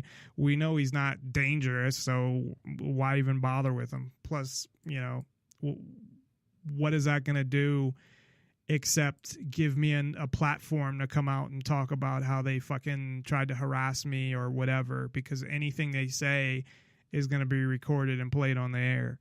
So if I even fucking talk to them, which I wouldn't anyway. So getting people to, and I just don't get it. I don't. I don't even get the people being open to it. Once you get to that point, they're like, I don't know about that. And I don't know. And it's like, based off of what though? And not only that, people want the solution. I was saying earlier, the what if. So, and what if two of the worst words in the English language when they're put together, because that's what people use for so many things. And a lot of that is government media helps them to get to that point. Like I was talking about, they show all the violence, they show this, they show that. So it's, well, what if this happens? What if that happens? What if, like, you have to cover every fucking possible base or every possible scenario that may come up. And the fucking government now does not do that at this point. I mean, they do that for themselves, and if they do, it's because, I mean, after 240 fucking years of, well, I guess if you start from when the Constitution was implemented, it's a little less than that. But, over 200 years of laws and being able to have all these scenarios come up, things get created. But in the beginning, none of it was created. It was just a structure for a government. There weren't even really laws. Because if you think about it, it was in the Constitution, the structure for the government and the freedoms that people have. Then, Congress and state legislatures, then they go and make laws, and that's been going on and on and on, and that's why you have all these volumes of law. And people are just going to let that continue. I can't fathom how, because I've heard this so many times, how many times that people say, and these are people that over the years that they've been saying it over and over and over, as soon as we get the right people in and we follow the Constitution, or some people just, as soon as, if we just get the right people in, it's like they're in fucking denial. They're waiting for something that's never going to happen. It's gone. Even Ken, who's on the show, who I like a lot, I consider a friend.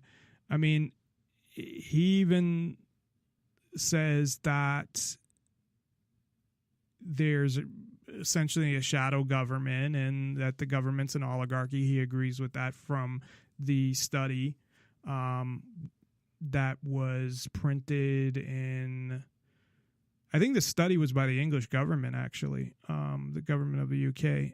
So it might have been in one of their papers. I don't remember. But he believes all that, but same thing, still thinks there should be government. So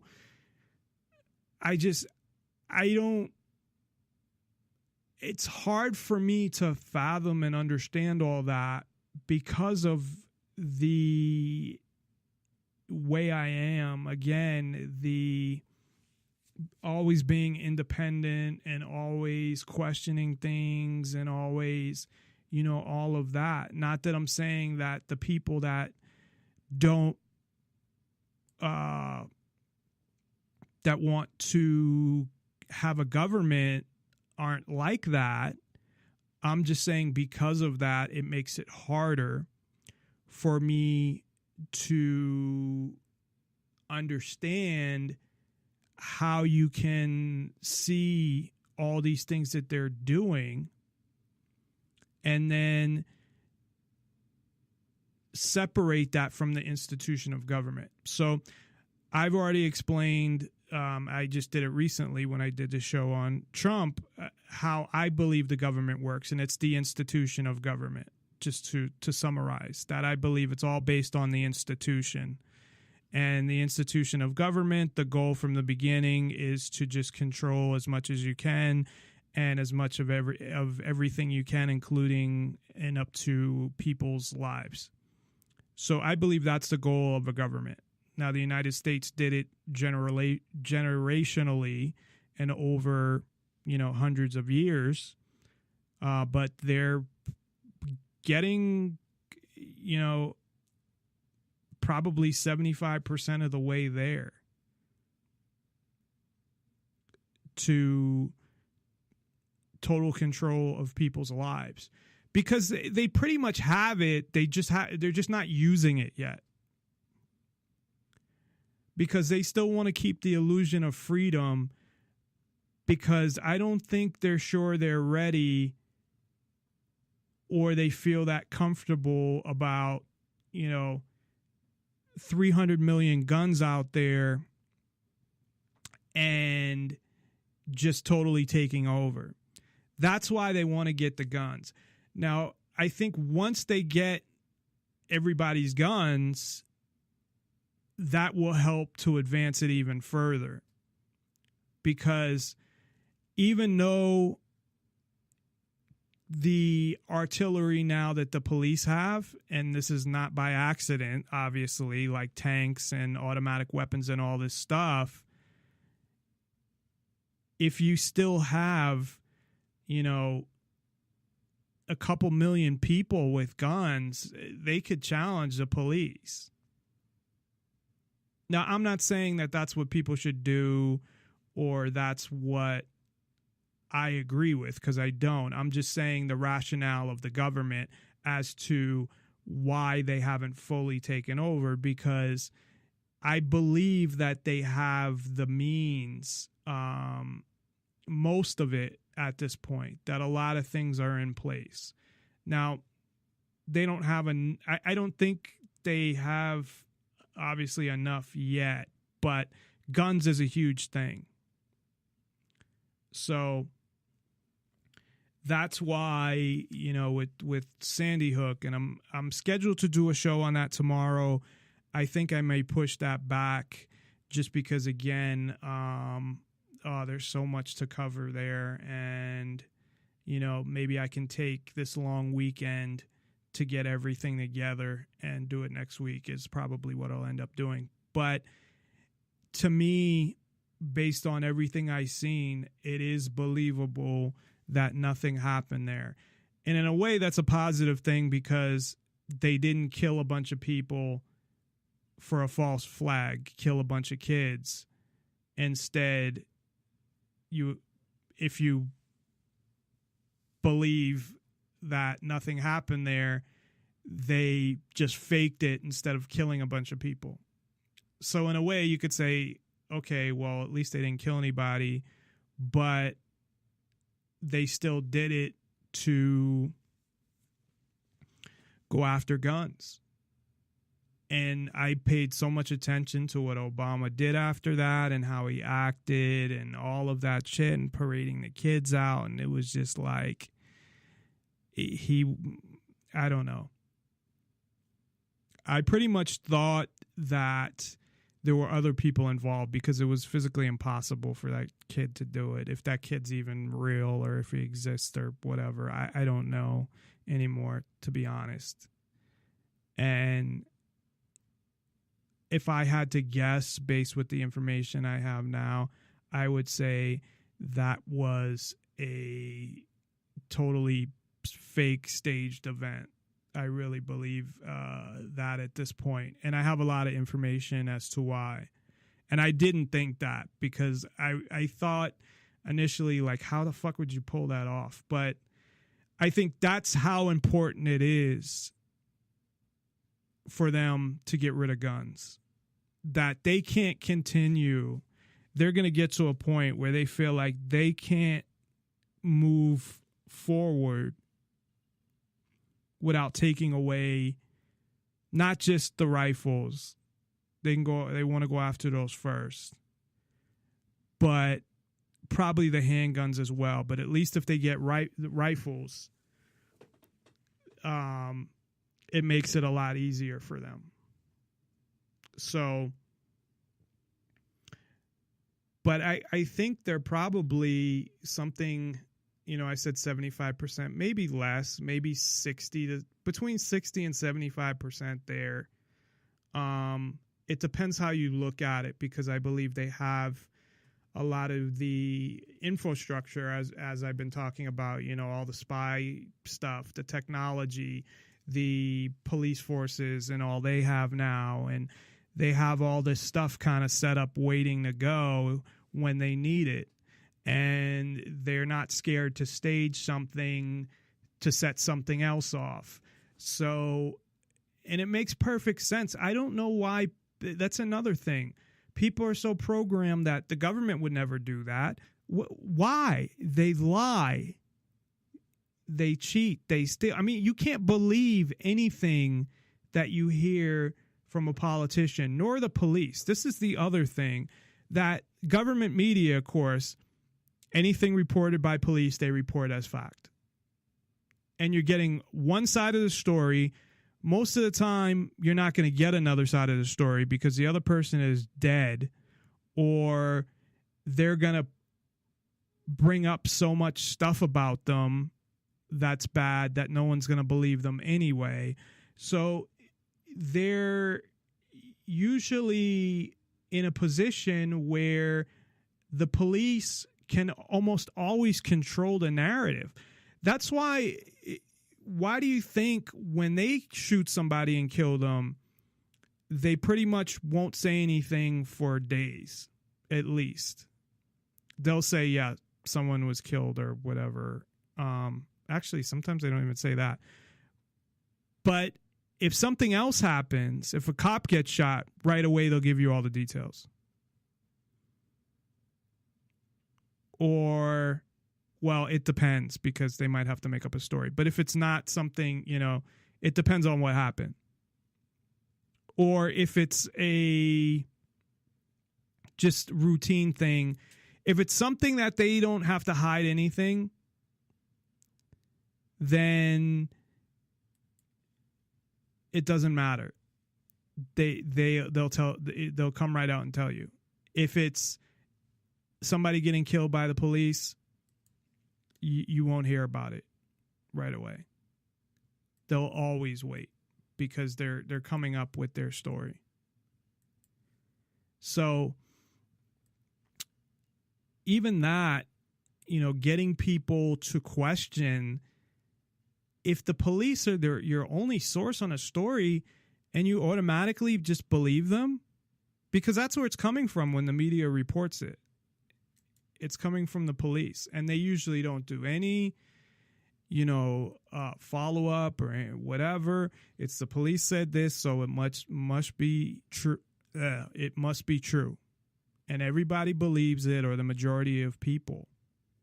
So there's so many things that the government does that you would have to stop them, or not stop them from doing, but convince people to question. I think one of the things that helps is when they see the corruption, if they listen to somebody like Alex Jones, I think it helps to an extent to see and hear about a lot of the corruption that you don't hear about, or the crazy things that the government does, or, independent media, or looking at people that are getting killed by the police or whatever. But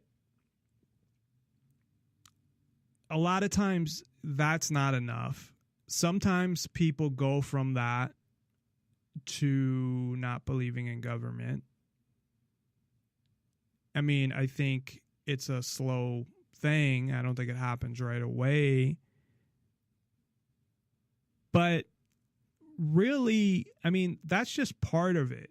I mean, there's so many parts of this whole thing, because there's just the facts, like that Larkin Rose talks a lot about, where the government extorts your money. There's really no law that says you have to pay income tax. If you look and go through their statutes,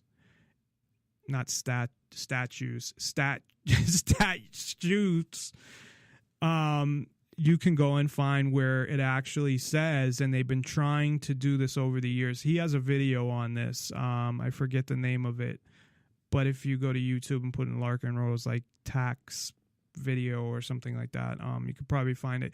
But it goes through all of their tax codes and how it keeps that part.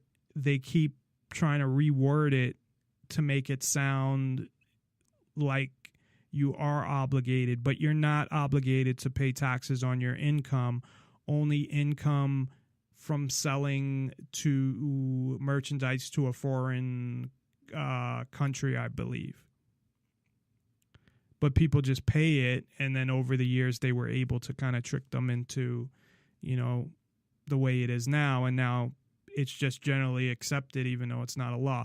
I mean, it's ridiculous how many things that they violate that are laws that they ignore. It's just ridiculous. So you have the factual part of it. You have the taxes are extortion. You never agreed to any of this. The government really has no authority. We don't give the government authority. The social contract concept is bullshit. Now, if you want to sign a thing, the thing that bothers me is you want to force me to do all these things because you agree with them. Now, if you want to pay taxes and you want to obey ridiculous laws that violate your freedoms, then that's fine. People think rights come from the government. They do not come from the government. You are born with rights. Even the founding fathers said that.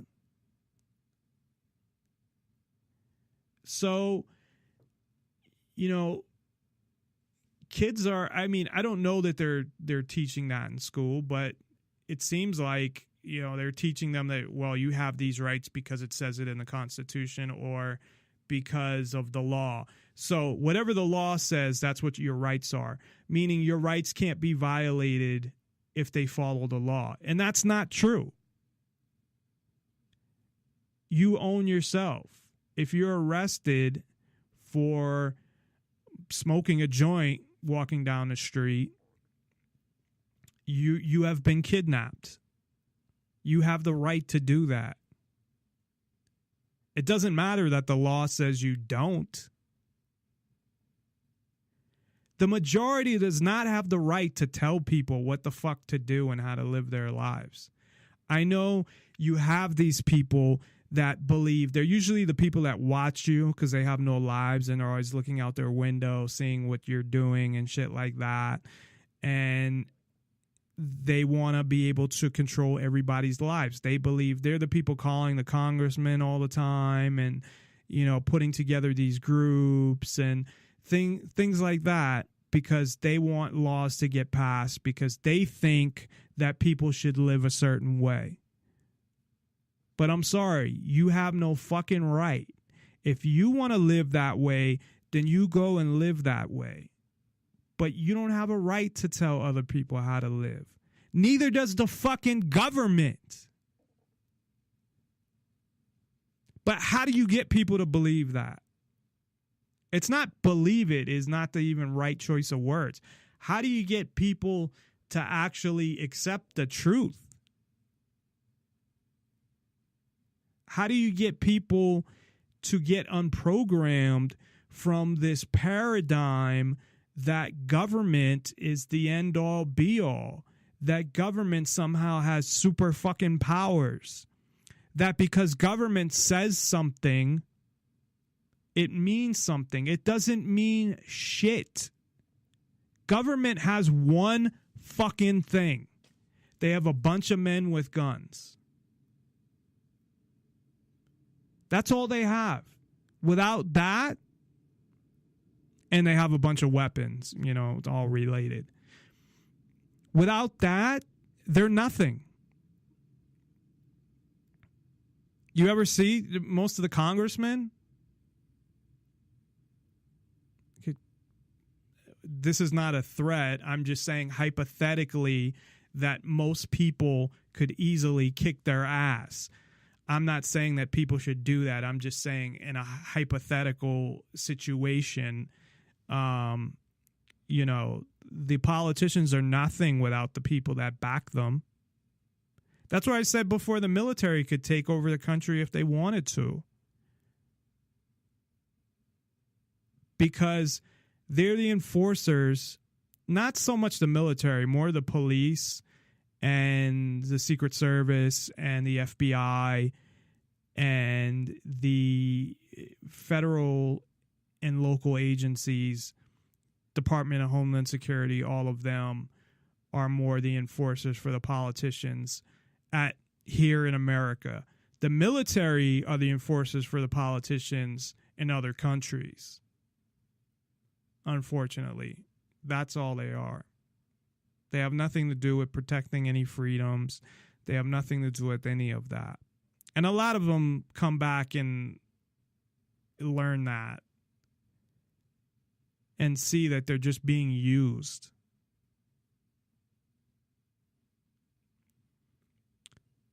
So the best way, of course, is when you have kids right away, as soon as they start talking, man, let them know the truth. And it's not just about, the control and the laws. It's even society itself and how it functions and how society works. It's all dictated by government subconsciously. It's like from TV to movies to TV shows to commercials.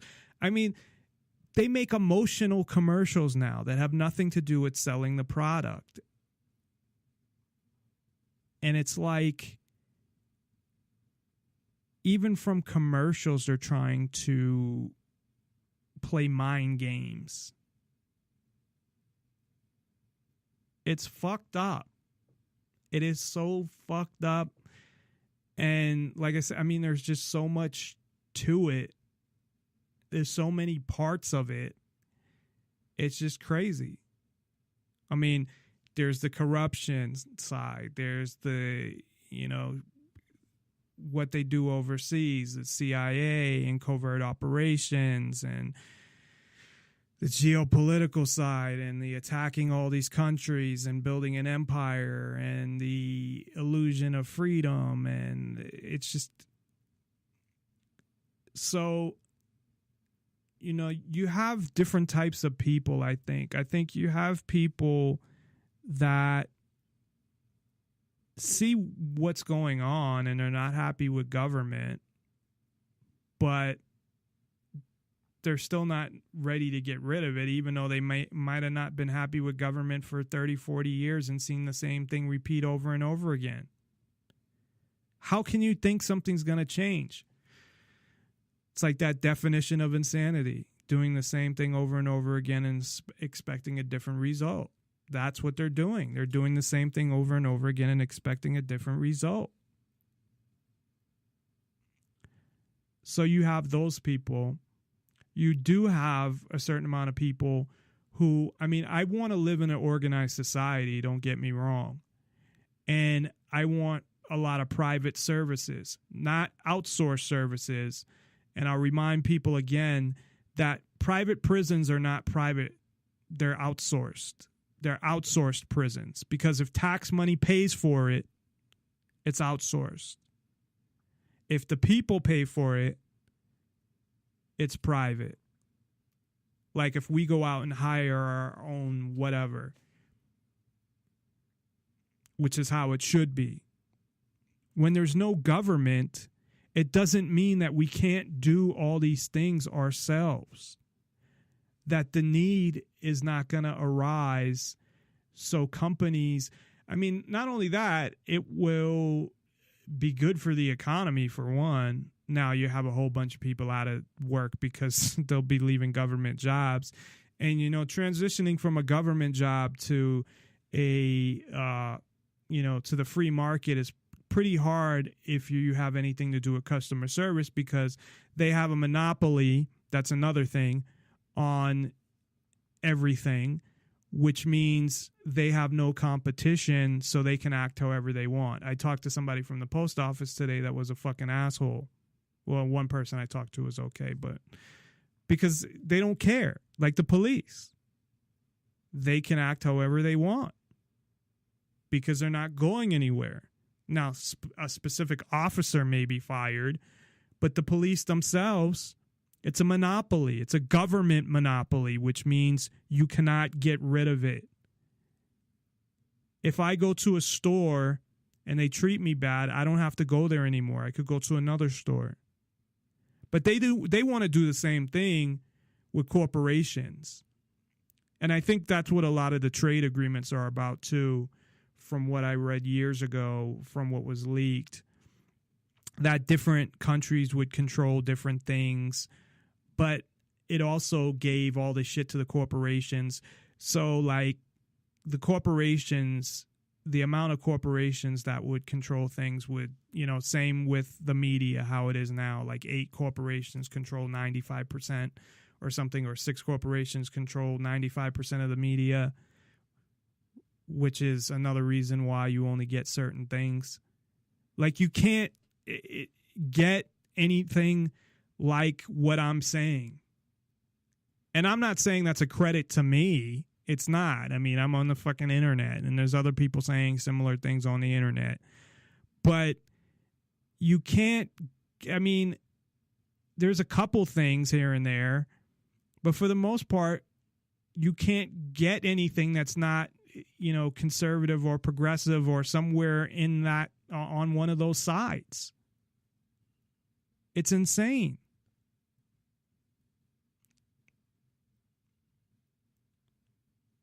So when it comes to something like, we can use the word deprogramming, or we can use the word, and I use that because of that documentary, but really it's getting the truth out to people. And, I'm one person, and I'd like to have more shows on the network, and I don't make any money, and unfortunately, it's hard to even find people with the same ideas. I mean, I find some of them, not many. And if they're out, they might be out there, and I don't know if they're out there, who they are. They might be hiding their ideas because they don't want to come out and, publicly. And when I say publicly, I'm saying like on Facebook or something like that, or risk, their career or something like that. I got to the point where I'm like, I don't fucking care anymore. I can't continue to go on and not say anything. But I wish more people would join me. I got a setup, and I got,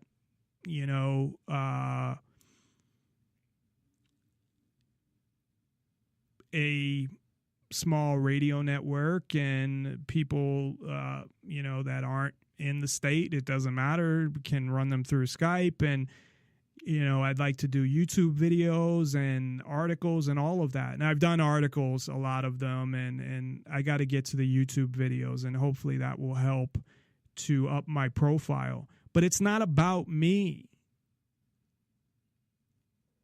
It's about not only building up a bunch of like-minded people, and there's people that say they are, but they're not, and that don't go to that point. There's conservatives that say they're libertarian. There's this, there's that. I'm talking about the people that agree with what I'm saying. And then as far as what they want to do in their personal life, that's up to them. I don't give a fuck about that shit.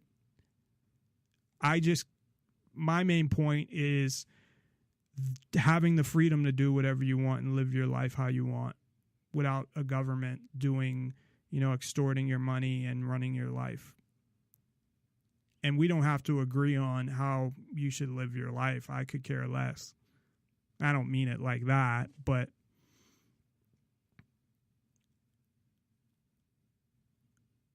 no, and I don't want to refer to Larkin Rose again, but he made a good point about, minarchists compared to, anarchists. And a lot of minarchists become anarchists. And I don't like to use labels, but I'm using anarchists as in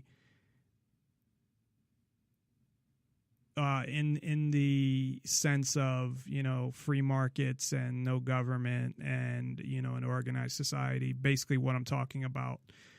So I'm not looking for minarchists to, help advance a cause that I forget what his exact statement was, but it's like it was a good one too.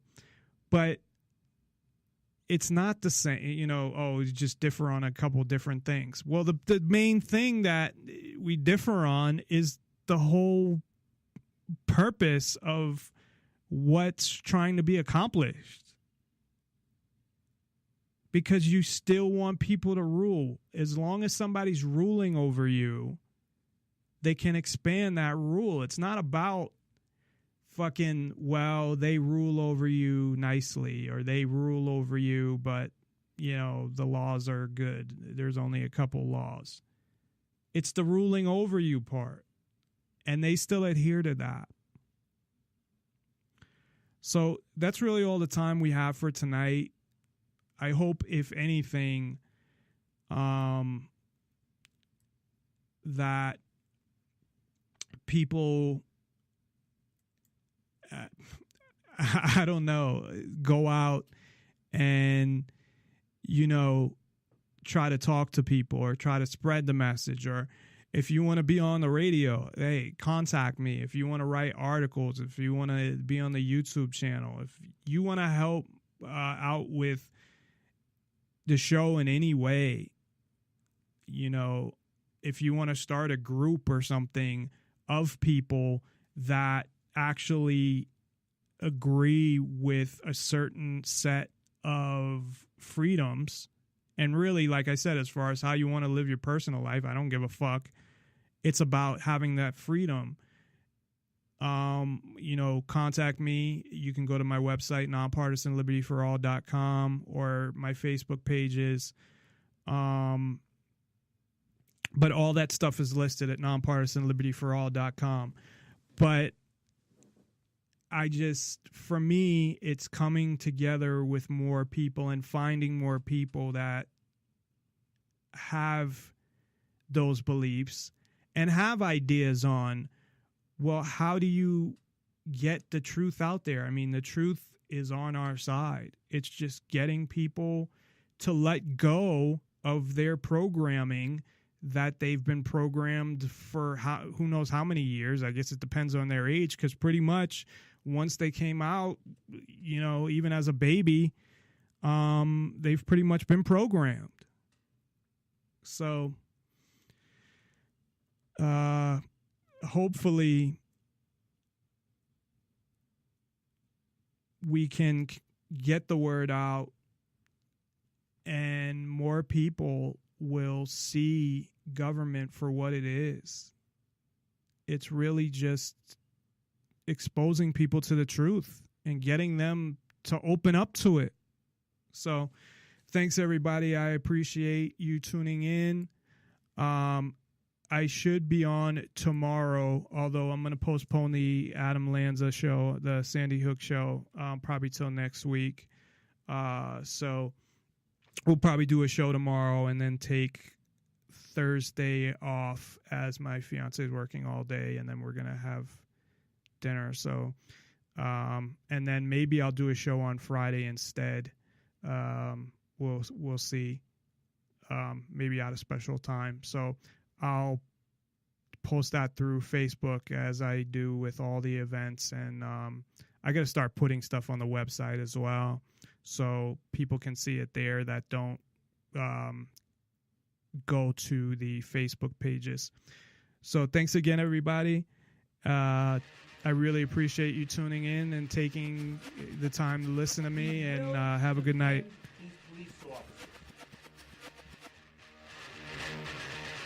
Listen to police officers' commands. Listen to what we tell. By me or the small network is 100% funded by me. So if you'd like to donate, it would be much appreciated. If not, it's no problem, especially during the holidays.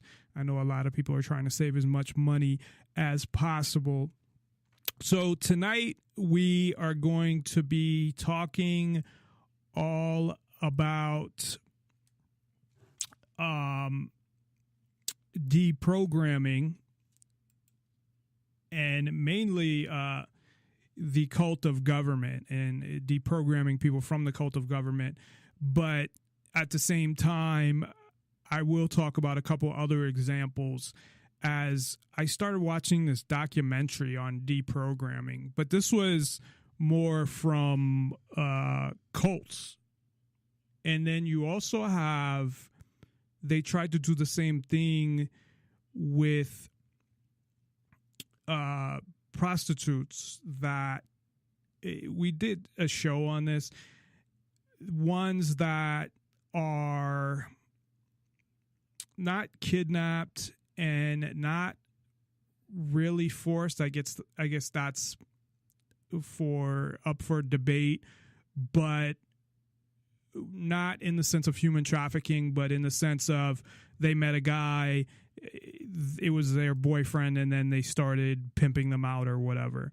And, I feel kind of on, when it comes to that issue, I have some different views on it, because there's self-responsibility and things like that, and there's the ability to just walk away from something.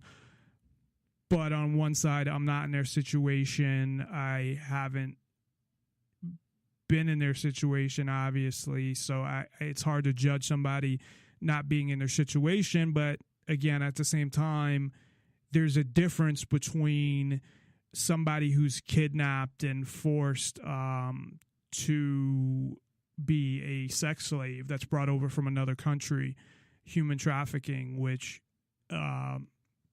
has become more prevalent, although you don't know. And it goes back to the show of putting things in perspective. I mean, the percentage of people, I mean, one is too many, we know that, but I'm just saying, putting things in perspective, that there's a difference between something that's an epidemic and something that's not. Now, there are very few things that are epidemics. The media likes you to think that, everything's dangerous, there's crime everywhere, everyone's selling drugs, everybody's involved in human trafficking and prostitution and all of this shit. Like, it's just rampant, and it's not. They want you to think that because it serves a lot of different people's agendas. Something that I would say is an epidemic is cancer. If you have 2.5 million people dying a year and you have 500,000 of those, which is like what, like a fifth? Is it actually a fifth? Yes. Or heart disease, which is around the same. They're always, 1 and 2. Those are epidemics. Can work on it tomorrow night. But I'm putting together a Declaration of Independence 2016, or maybe I'll do a 2017 and release it in January. Or at least post it to all the signature boards, including the White House, which could potentially get me in a lot of trouble. Well, I don't think legally it could get me in a lot of trouble, but it would definitely put me on watch lists and stuff like that. Not because there's threats against anybody, because it's not about that.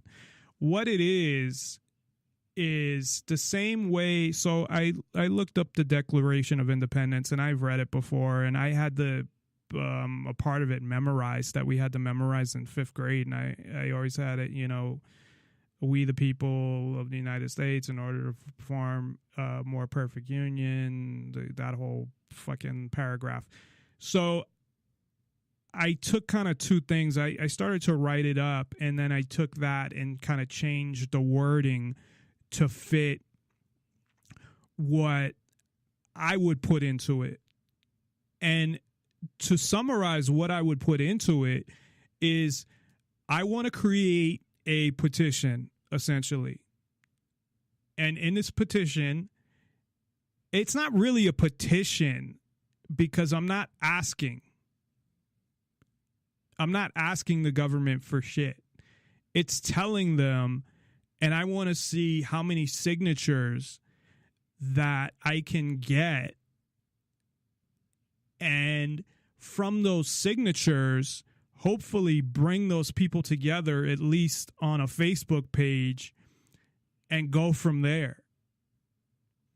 So it basically says that, and I have so far what I have so far here, and I, people may have done this before, I don't know, but it's been 240 years since the first one, and none of us that are alive today had anything to do with it, nor did we have anything to do with the Constitution, nor did we consent to the Constitution. And this document I agree more with, as far as they proclaim their freedom from a king.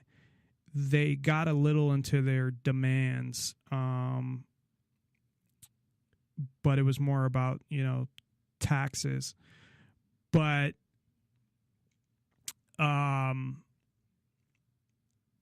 actually, I think it was, and also the laws. So basically what I'm saying is that I don't recognize the authority of the United States government, and that there's a list of things that I refuse to do, and that's obey or comply with any of the laws created by the federal or state government. I do put in there agreeing to follow natural law or the non-aggression principle or whatever you want to call it, that agreeing to not,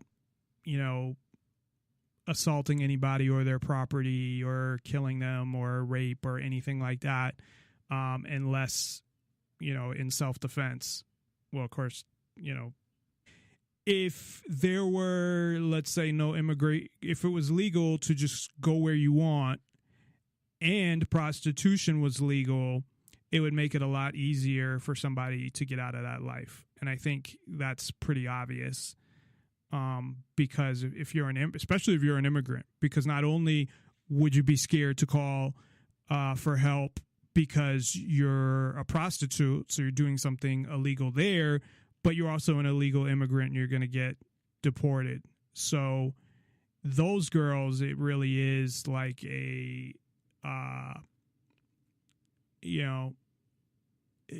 essentially a kidnapping with them. And how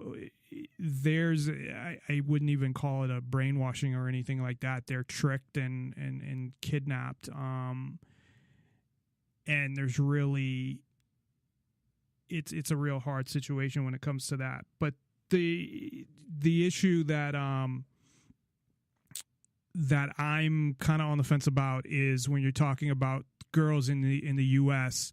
that claim to be stuck in situations where they have to prostitute themselves. And I'm not talking about girls that have no money and they have to prostitute themselves or drug addicts. I'm talking about ones that are with pimps that don't want to be with them, but they feel stuck in that situation. But again, that's not really our focus for tonight. But we'll talk a little about getting out of brainwashed or the what do you call it? The deprogramming. Sorry, I forgot the word there for a minute. And the main focus, of course, is deprogramming people to obey the cult of government, because as far as I'm concerned, they're all brainwashed as well. It's funny, though, because if you could take 100 people that would say, that have a certain paradigm or a certain opinion when it comes to government, and they would say that probably, brainwashed to them is different. Just the definition, just like, what's the other word that they always say? Like, sheeple, or people that haven't figured stuff out. There's another word that I'm trying to think of, where, like, say, woken up. So different people define that differently, because I would say that all the Alex Jones fans are asleep and sheeple, and they're even worse because they know all the bad fucking shit that government does, and yet they still want a government. That shows how brainwashed people are to me, and how powerful the programming by government is. So before we get into that, there's a couple things I want to get into. First off, I want to talk about just briefly, and I'll actually get a little more into this when I finish it. And I'm actually almost finished. I could have it finished by tomorrow. It all depends on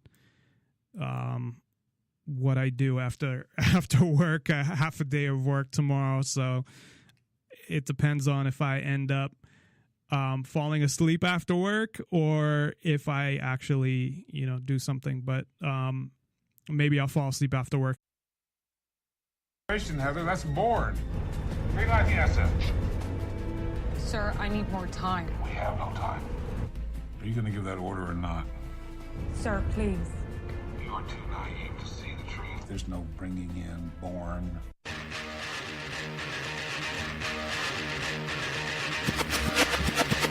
He will defend these police officers. Listen to police officers' commands, listen to what we tell you, and just stop. The nation needs to realize that when we tell you to do something, do it. And if you're wrong, you're wrong. If you're right, then the courts will figure it out. We don't get to take the law, we enforce it. But at the end of the day, each and every man is to go home safe. Sometimes the use of force is necessary. You need to comply with the police officer, the way the system was meant to be. Comply with the orders of police officers. Resisting arrest is a real and dangerous crime. Nonpartisan Liberty for All. I'm your host, Dave Bourne, and it is November 22nd, 2016. The day is actually half of the month. No, the month is half of the day. And we are coming to you live from Las Vegas, Nevada, meaning, 11 is the month and the day is the 22nd. 11 plus 11 is 22. For those who didn't get that stupid, it's not even a joke, statement. And the show comes to a screeching halt. Anyway, thank you for tuning into Nonpartisan Liberty for All. We're on weeknights, Tuesday through Thursday at 7 o'clock Pacific, 10 o'clock Eastern on the Nonpartisan Liberty for All radio network, which now runs 24 hours a day, 7 days a week. And you can listen live on Spreaker.com and NonpartisanLibertyForAll.com to the live stream or to the individual show archives immediately following the show on Spreaker. Well, you can listen to them anytime, but the newest show you can listen to immediately following the show on Spreaker, YouTube, Twitter, Tumblr, SoundCloud, Stitcher, and iTunes. At least most of those you can listen to, like 5 minutes after the show. On Nonpartisan Liberty for All, we promote self-ownership in the ideas of true freedom and liberty, meaning being able to do whatever you want as long as you respect the freedom of others and don't directly interfere with their freedom.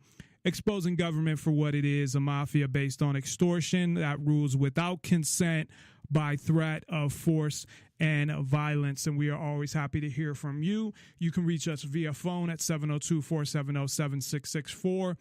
That's 702-470-7664. Or via Skype, username Nonpartisan Liberty for All. That's Nonpartisan Liberty for all one word. And you can check us out at nonpartisanlibertyforall.com, where you can get all the contact information if you forget the phone number or Skype username, or you want to email us or any of that. You can also get original articles/blogs. That's what I call them, more articles/blogs, because they're more opinionated than, they're more like editorials, I guess. There's a bunch of those there. There's also pictures and other things that you can check out at nonpartisanlibertyforall.com. You can also donate if you'd like, whatever you want, or if you don't want, that's fine as well. Everything helps. The show is 100% self-funded. There's no doubt. Gun violence, when, between 8,000 to 12,000, depending on what year you're looking at, and it's been going down for 20, 30 years, that's not an epidemic. And a lot of those are, gang-related or drug-related or things like that, which doesn't make it okay. It's just that you don't have to, for the most part, most people don't have to worry about being shot if you're not involved in certain things, is what I'm saying.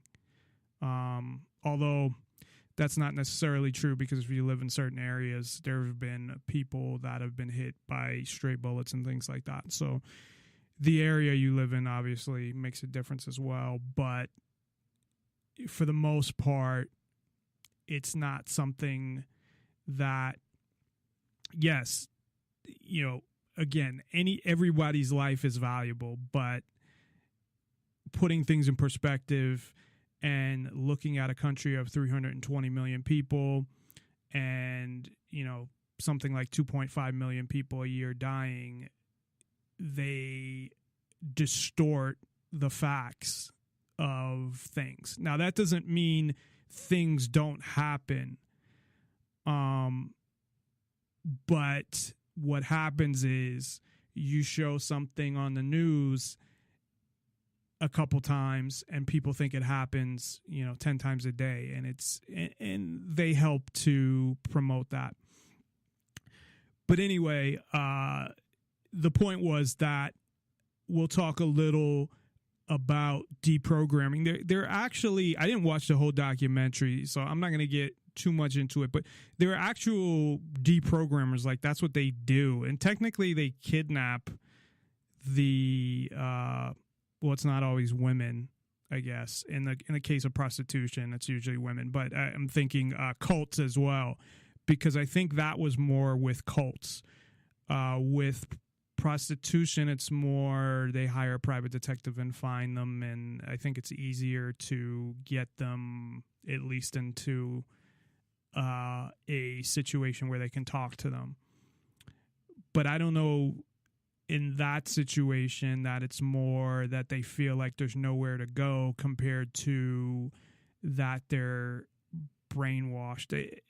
They I don't know, they try to say that they are, and that's what it is, but they also mention a lot of it is fear, and they think that their family could be in danger, or that they could be in danger, and because they're prostitutes and prostitution is illegal, that they're scared to go to the police. Not like the police really help you anyway. But two things about prostitution, just real quick, that I've mentioned before, especially for human trafficking, people that are brought over from other countries. Now, if governments didn't claim ownership of land that I don't know how the U.S. government owns all this land anyway, because essentially based on their actions, they do. They claim to own 80-something% of Nevada, first of all, but they own even your land because you pay them property tax. So how they can say that they own all this land and you need permission from them to enter the country is a whole nother thing. But